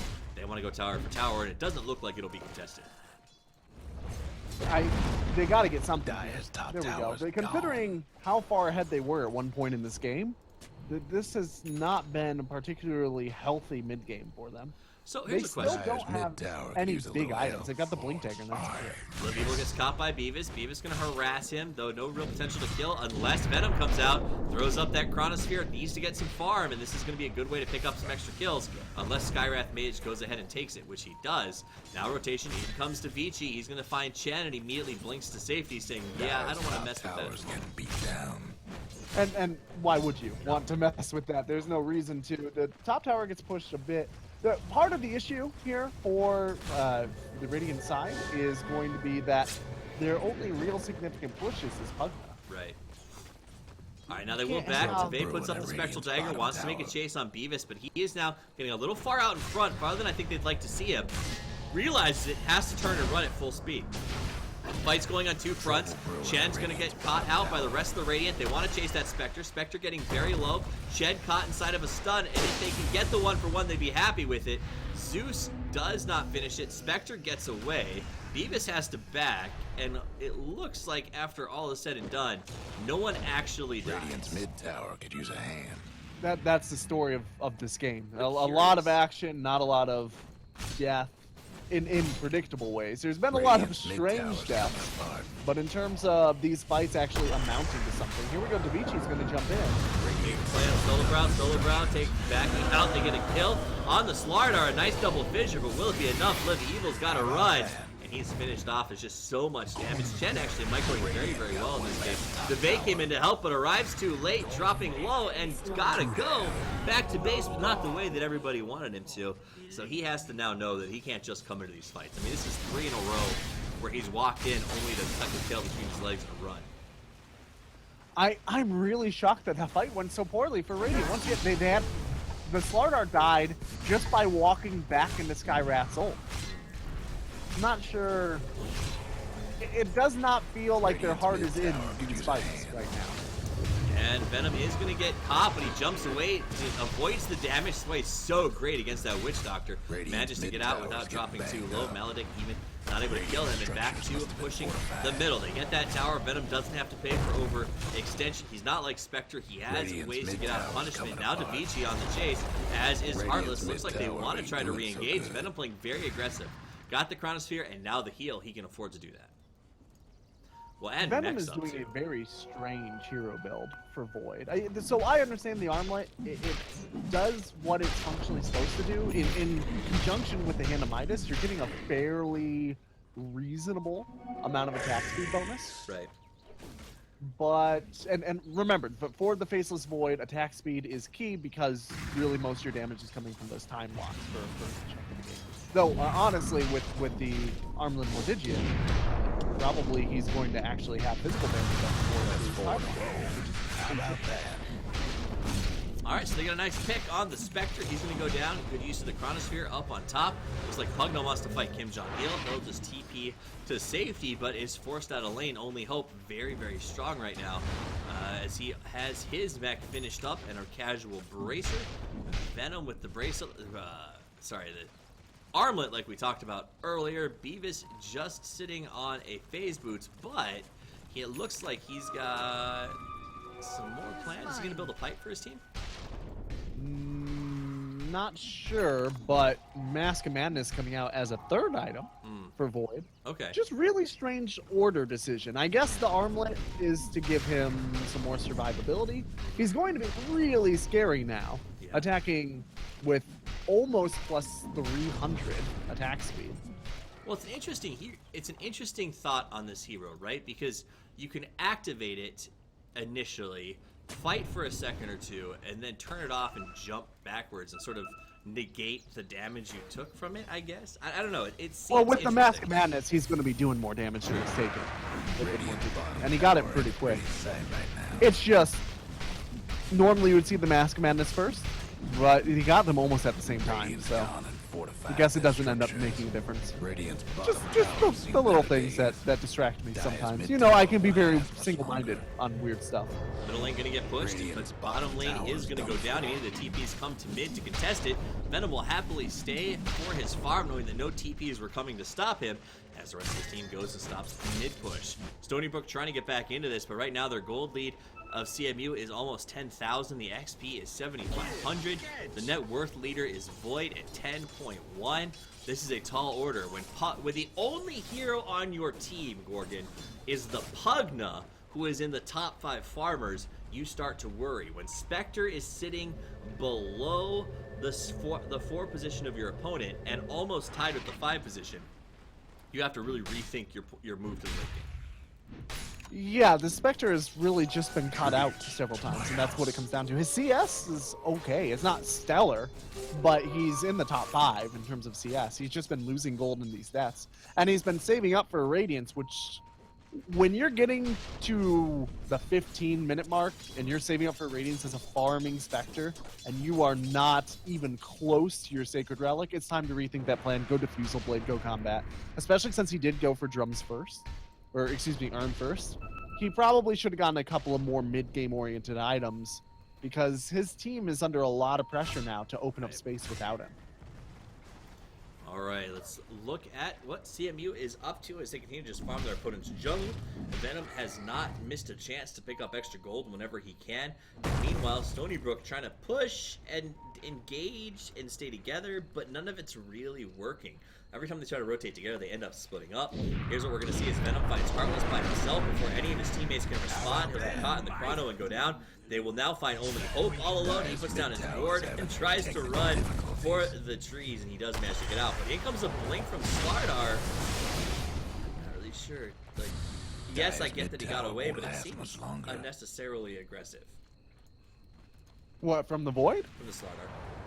Oh, yeah, maybe. Blink, stun, and run, and just hope no bad happens. Yeah, the only big stun coming out from CMU is the Chronosphere, right? So you can be pretty confident that he'll get That's away.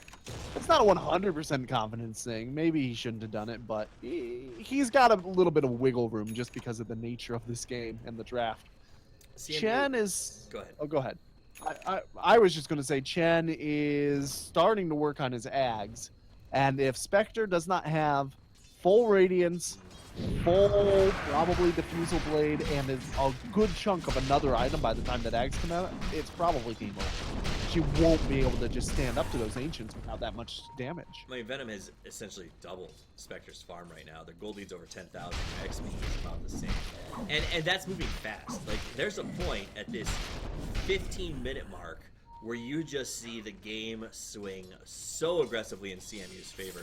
And there's just nothing that Stony Brook's been able to do about it. So Stony Brook, again, trying to find something, sends Devi up to top, but again, he looks like he's too scared to even get there and try to last hit. Live Evil might be going down here as well. That doesn't even need an ultimate. That wasn't ulti, that was an Aether shot. Aether shot from the Zeus finishes the job, and now they'll rotate up to where they know their opponents are in their lane. Heartless TPs away, just barely gets out. Krypton almost found it. They're going to pop the ultimate that exposes Devi inside of the woods. They also ping out the Slardar. He does not want a TP. He tries to run it, and they leave him, hoping to get the Spectre. The Chrono misses, though, and everyone will get away. Interesting Chronosphere. That was a Chronosphere of somebody who's so far ahead, zero shit's given about the group.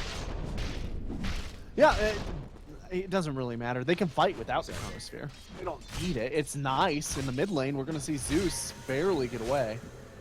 And that was needed. And now Only Hope is going to back. Like you said, he's the one hero on the team who is getting farm. He's got that mech, and that's about it. It looks like he's saving for an Egg Scepter.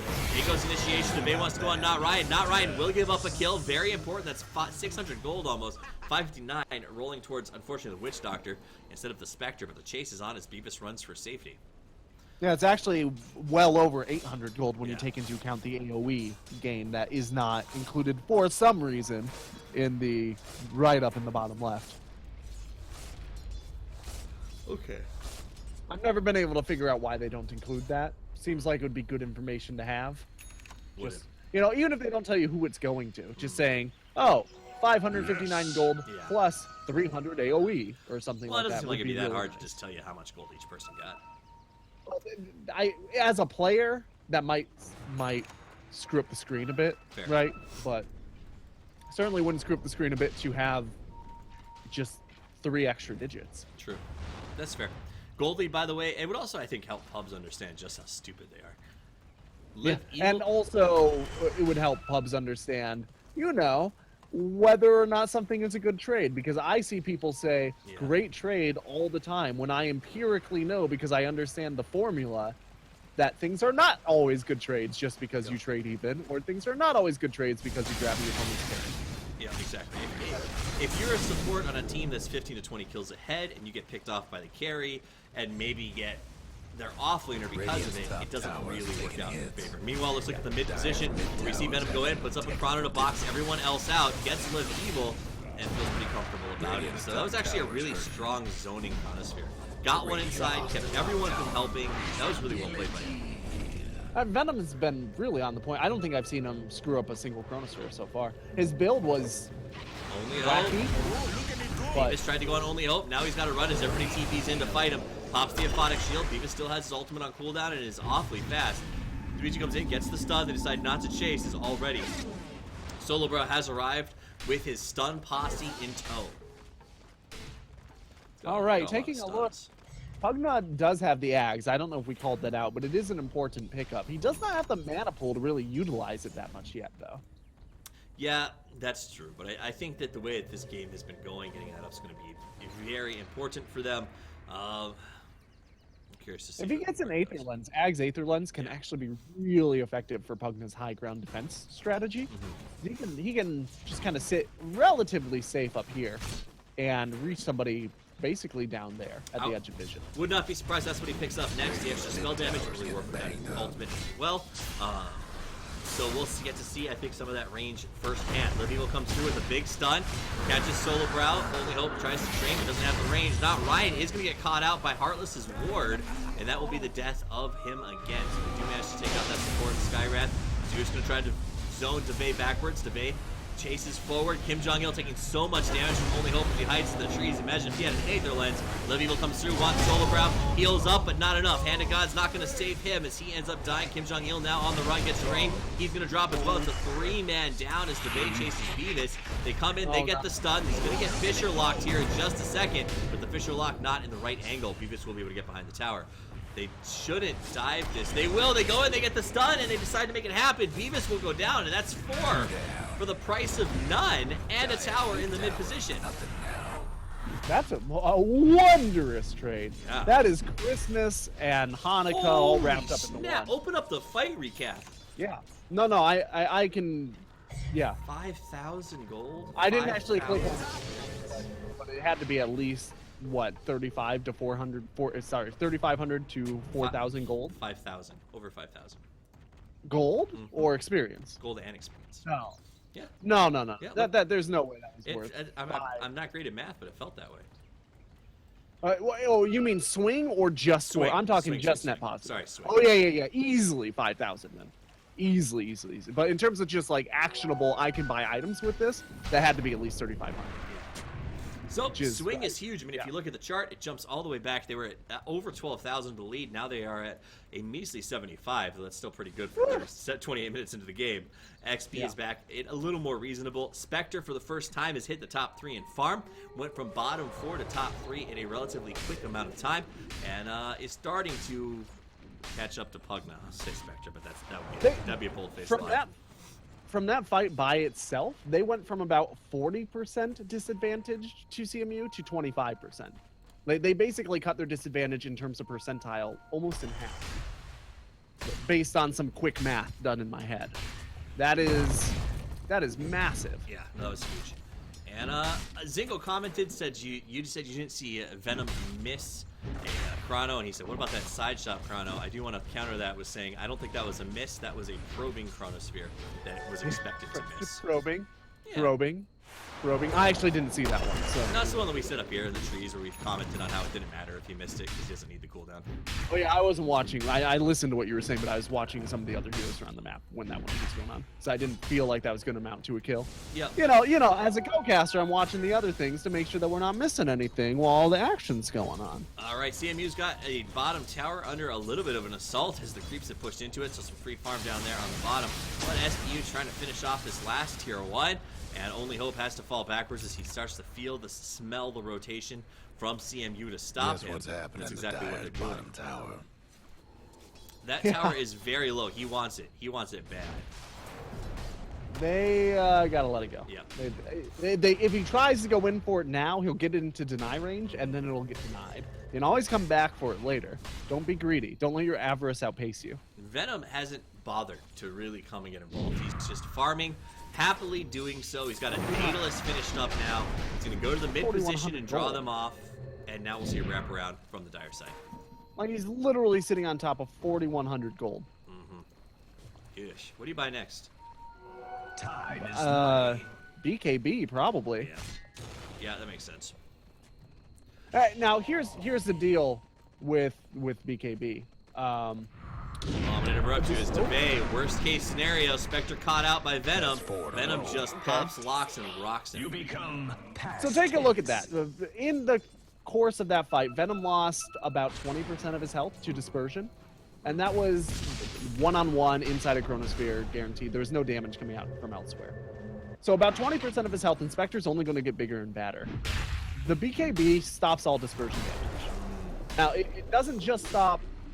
This is confusing because the way they changed Spectre, if the damage that he's doing to her is physical, the damage that she's outputting back to him is physical. But that physical damage still won't pierce spell immunity if it comes from Dispersion. And that's crucial for this decision to buy BKB if you're going to be blowing up a giant Spectre. So the damage reflected is physical, but because it's reflected by a magical source, BKB blocks it? Just because Dispersion does not pierce spell immunity. Right. Intriguing. All right, so Davichi comes in, gets a stun up on Venom. They try to get the counter pull. Venom in a little bit of trouble. He tries to jump, deters some of the damage. Hand of God comes out. The ultimate from the Witch Doctor. Everything they've got, and they do get it. They get the Venom.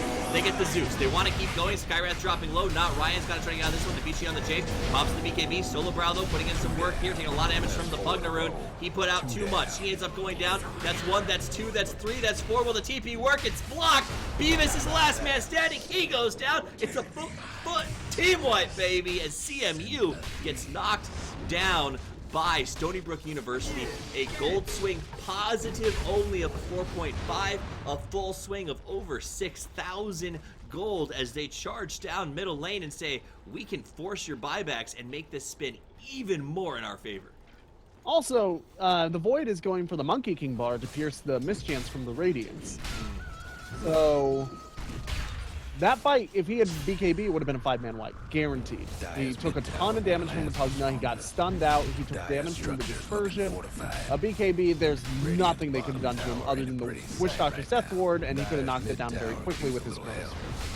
So, I don't know how you feel about the MKB pickup. I'm not super fond of it, to be honest. That said, it looks like they're going to give up after the tower. That's probably the right I call. think the right call. Well, not only they got it, but they forced the buybacks too. Venom is going to find Only Hope. They stun him inside and look like they might want to engage this. Witch Doctor puts down his ultimate to save Only Hope. Only Hope is going to channel the life drain and forces everyone backwards. Live Evil going very, very deep, as is Slardar. Slardar with a bit too much. Seems like the staple for Stony Brook, where they just get really aggressive. Will it cost them is the question. Divide dropping low. Ultimate from Zeus reveals positions, and now they have to back. They have no other choices. Venom's going to come forward, though. He wants to chase. Live Evil gets up a nice little stun. DeVay turns back. Venom dropping low. He goes down. The boldness backfires, and they lose Venom 2 in a row. Now they want to go. Live Evil moves on Beavis. Knows the ultimate's down, but he's taking a lot of damage. Only Hope has the drain, though. Beavis will drop. They lose the Earthshaker, but Only Hope sticks around and may get a melee Rax out of this, as everyone had to back up. Spectre is still alive with that Raze, putting out a lot of damage as they take this Rax. TP coming out. DeVay wants to stay. Only Hope not so much. They see the double. They move on Beavis. In comes Kim Jong-il. Puts up a nice shot, but Beavis draining very low. He's going to go down. He goes down to Only Hope's life drain. It's just too strong. Only Hope will drop with a beautiful play by Not Ryan, but they finish off the melee Rax in the exchange. Well, it looks like we got a game on our hands now, with one of the legs swept out from underneath CMU coming into this game. Look at that gold start. With a massive advantage, like a mountainous advantage through the early game. They've really managed to pitch it to the waters. For the first time since 12 minutes into this thing, Radiant has retaken the gold advantage. The CMU has literally lost 14,000 gold in terms of advantage in this match. Yeah, and not only that, they are fighting up against a wave of super creeps in the mid lane, the worst lane to be dealing with super creeps in. And all of that aside, they have no wave clear.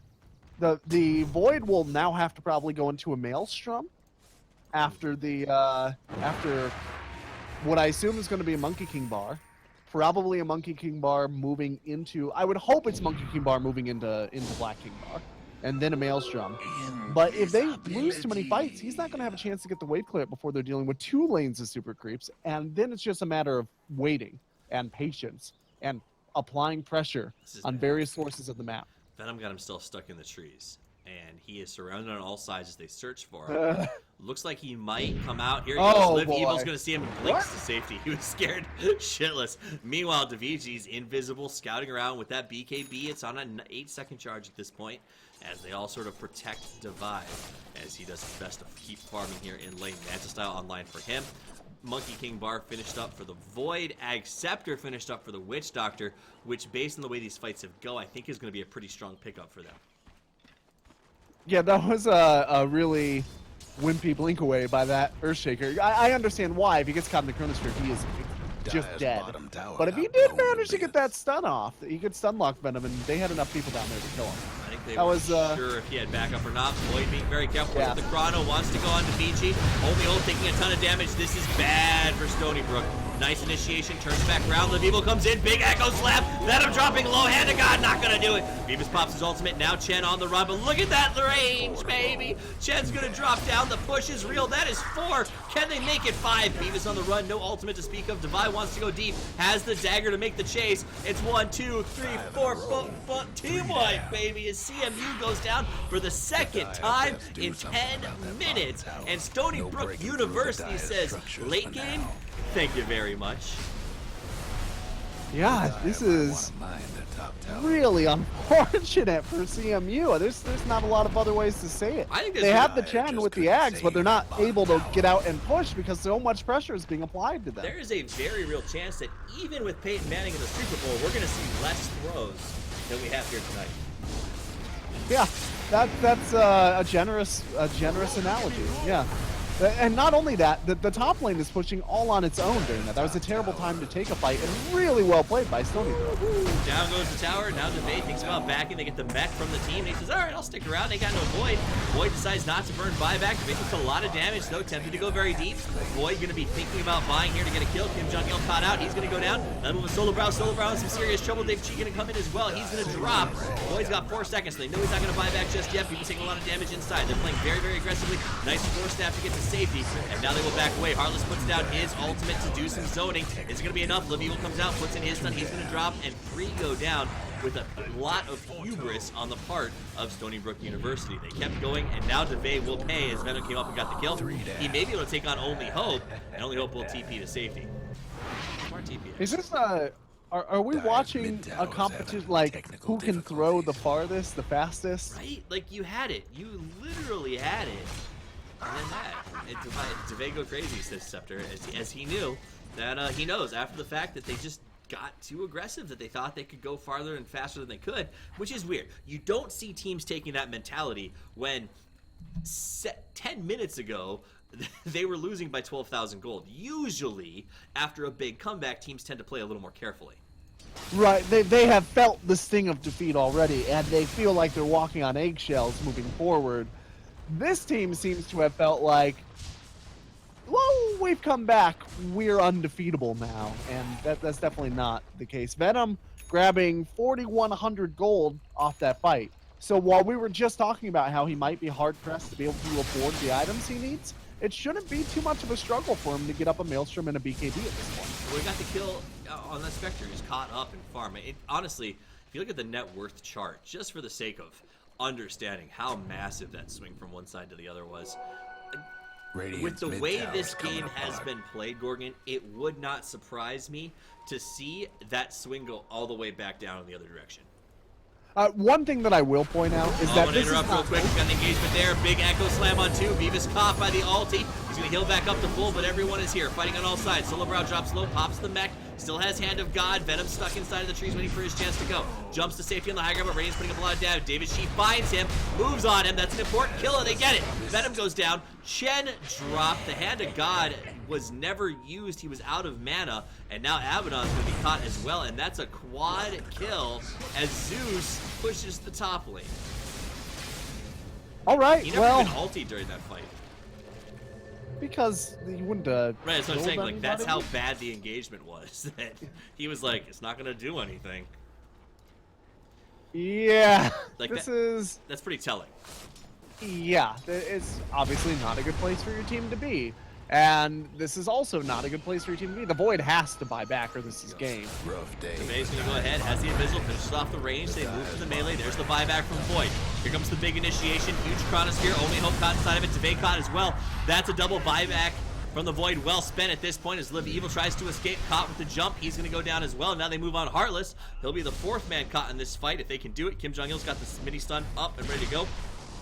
Heartless will very likely not escape. I take it back, he gets to safety. That was that was just lucky. I don't know how he got out of it. It wasn't lucky. The lightning bolt cancels. But he didn't cast it. So basically what happened is Right, but it wasn't lucky. It was bad. Right, I see what you're saying. Kim Jong opened with the mini stun. This Zeus has been playing very well. I don't mean to like pick on him because this is the second fight in a row that we've been kind of picking on him. Overall, he played very well, especially in the early game where he got totally zoned out, still managed to come back and be relevant. Got 15 assists, he's got 7 kills. he's swinging a pretty heavy hammer, but he could have killed that Witch Doctor there. Well, up on the top lane, Kim Jong gets caught by Davichi. Davichi gets him with the right click on the Force Staff. Down he goes. That Force Staff got really well. I'm sorry, Kim Jong, but it's not my favorite. You don't like it? Nope. I think it's okay. I don't like it at all. I think based on his lineup, even if he went Aether first, a Veil is stronger. A Blink Dagger would have worked better with him on this. I don't generally judge players' builds, but I think that in this game it's tough. We give the argument for the Force Staff here, right? The argument for the Force Staff helps the Zeus get away from Pugna's ult, which otherwise he has no mechanism for doing. He would just die anytime Pugna ults him. So he does not have the health. I don't love the Bloodstone, but it was probably a hubris buy because they were up so far. That's true. All right, so then we're going to another engagement. Nice stun by Live Evil. Solar Brow's going to go down. Beavis gets called out by Chen. So basically they say, all right, sorry. I'm going to try to save you as I guarantee my death is imminent. So this is just back and forth. Game is in Radiant's favor, but it feels like at any given time CMU can take a fight back with the way Stony Brook's been playing. Faye's going to lead the charge again as they head down towards that bottom lane. They want to finish off the melee racks. They get supers coming in from all sides. TP back by the Void. This is going to be the big fight here. Everyone wants in. The Vay backs away. Void has an Aegis. Don't forget that. He gets up with Chrono on 3. He wants it all. Only Hope going to get melted down. Heartless dropping very low. Venom finishes that. DeVay comes back to fight on Venom. Venom dropped, but he's got an Aegis. He don't care. And now DeVay goes, I forgot you had that. Ends up getting killed. And they keep 4 alive. Meanwhile, on the top, the split push attempted and failed as the Vinci's got to pop his BKB and run for the hills. Yeah, why was that Slaughter not there for that fight? Was he trying to slaughter our split push? Yep. Do a little bit of the sneaky slithering Being a bit stuff? slithering slippery, but it didn't work out. He couldn't push fast enough. And honestly, I mean, more questions than answers. DeVay re-engaged for a kill on Void, who had an Aegis. It's just a lot of things that make me go, huh? Well, okay, so the Spectre was going to die there either way. You don't think you could have daggered off to the high ground? I don't think so. Not with the Void there. I think, remember, you take a lot of damage when you route and you're being attacked down by somebody, especially a team that has Blink Daggers and Force Stabs. But you can't deal damage while you're routing. You can only deal damage if you stand and fight. So if there's a good chance that you're going to die anyway, usually the best option is just to do as much damage on your way out as possible. Makes sense. Not always, but usually. And Well, that, by the way, is very contrary to a support's way of thinking, because supports are so squishy. A lot of times the natural instinct for people who come into Dota as a support player, as both you and I are, right? The natural inclination. I generally is to understand say, stand and back bang it off. in terms of if you're going to die anyway. I think the problem for me in that situation is, let's say that he had Spectre or had Dagger to the high ground, had drawn out the chase. Down If bottom. your Slardar is working the split push, then your goal's not to increase damage output, it's to buy him time to try and take that tower. I mean, if you're Slaughter trying to split push, GG. Well, well but I mean, played. think He about it doesn't this way. play well, you know. He turned and engaged and died right before Dimitri started putting damage on the tower. So there's a potential that he could have at least taken the tower had the fight been drawn out. That said, Yeah, it is but what it is. He didn't have that AC during that fight, right? True. So he's swinging, he's doing 150 damage. That's going to be reduced by like 50% by the tower armor. So he might have taken a 20, like 5% of the tower's health. But instead, the Spectre managed to take the Aegis away. And in my opinion, taking that Aegis is much more important than getting 5% damage. Venom's gonna get gone on. He tried to go. He gets caught from behind and opens up a real question that's been bouncing around Twitch chat, and that is, where his BKB at? Yeah, right? Right? He's got no defensive items at all. He's got all offensive items. Anytime you see somebody buy all offensive items, they are lolzy with their build. Like, there's no way. This is a very good player. This guy is on the North American leaderboards for MMR. He knows what he's doing. So why he has not picked up a BKB yet is beyond. Every single hero has BKB damage. Damage blocked by BKB. Ooh. All right, Solo Brow turns. Davichi wants to go. He gets in very deep. Now Harlow's going to be on the escort out, but he's dropping low. Will very likely give his life for the survival, but he doesn't. He actually is able to heal up.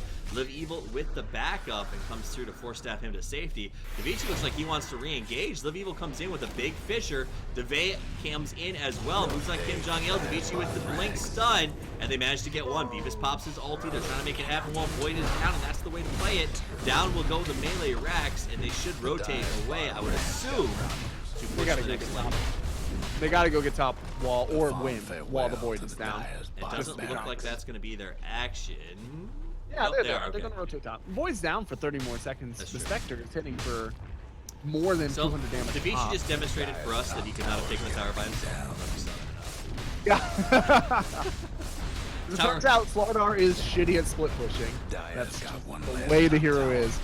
Oh, this is bad. This is real bad for CMU. Down goes the melee racks. They'll focus everything they got on getting the megas, and they do. GGWP. Top racks. Maybe, I mean, the Maelstrom is purchased finally on the Void. So he got one of the 2 items that he needs. Now he needs to sell the armlet and buy a BKB. He's got the money. You know he doesn't have money. Never mind. Yeah, he's doing it right now. No, wow, he sold the armlet so he could buy the Mjolnir. Wow. He's gonna get the Mjolnir, but he's gonna ignore BKB. Cocky Venom. This is what happens when you let Venom scrim. Yeah. We know Venom. If he had a scent, like a perfume, it would be Hubris by Venom. Venom, I know you're watching this, and I know you know that we know you're being Oh, ridiculous he's right gonna now. catch himself. Gets the Chronos stun inside of it, gonna go on only hope with a lot of damage, but here comes the Witch Doctor, and he has to jump to safety, meaning Pugna will live to tell the tale, and the Chronosphere is now down. Venom in a little bit of trouble. Here comes the BKB move on Not Ryan. Venom jumps out. Not Ryan takes a lot of damage. There's the play by the Pugna. The triple stun from the Earthshaker. The life drain is just too strong. Chen manages to force staff himself to safety. Just barely. What a play, though. Jumps in by Davichi. His blink stunts have been on point. Beavis goes down. Kim Jong-il denies himself. Beavis gets his ultimate pop. Venom puts in some serious work, but it ain't enough. He will die as well. Beavis' ultimate is about to end. It's going to be 4 team white, boys, and that should be the game. Buyback from the Abaddon, but really, what's that going to get done? Yeah, the Venom died there almost exclusively to dispersion damage. A couple of stuns, but basically dispersion killed him. Just too strong, just too brutal. Stony Brook takes game 2 and makes a comeback. I want to remind you guys, you can't see it on the chart right now, the comeback. They were down 12,000 gold and now win with a 17,000 gold advantage. That's a great comeback by Stony Brook and another reason to show everyone why you just don't give up until the fat lady sings. My name's Toffees. Great having you guys here tonight. A big shout out to our sponsors, Twitch and Asus Republic of Gamers. We will be back on Thursday night with more Dota 2. We'll be heading over to the Techies division for UConn versus Nevada. UConn, a real competitor in the race for DreamHack. So that should be a very good match as Reno tries to stand in their way. Be sure to watch C Star League 2 tonight to catch the ending of our StarCraft 2 broadcast. And we'll see you guys shortly. My name is Toffees. You can find me at Toffees TV. I'm joined, as always, by my master of color commentary, Gorgon the Wonder Cow. You can find him at the Wonder Cow. Any last thoughts before we sign out for the night, Gorgon? BKB is a pretty good item. That's exactly what I wanted to hear. You guys have a wonderful evening. Don't forget to buy BKBs. And as always, Toffees out.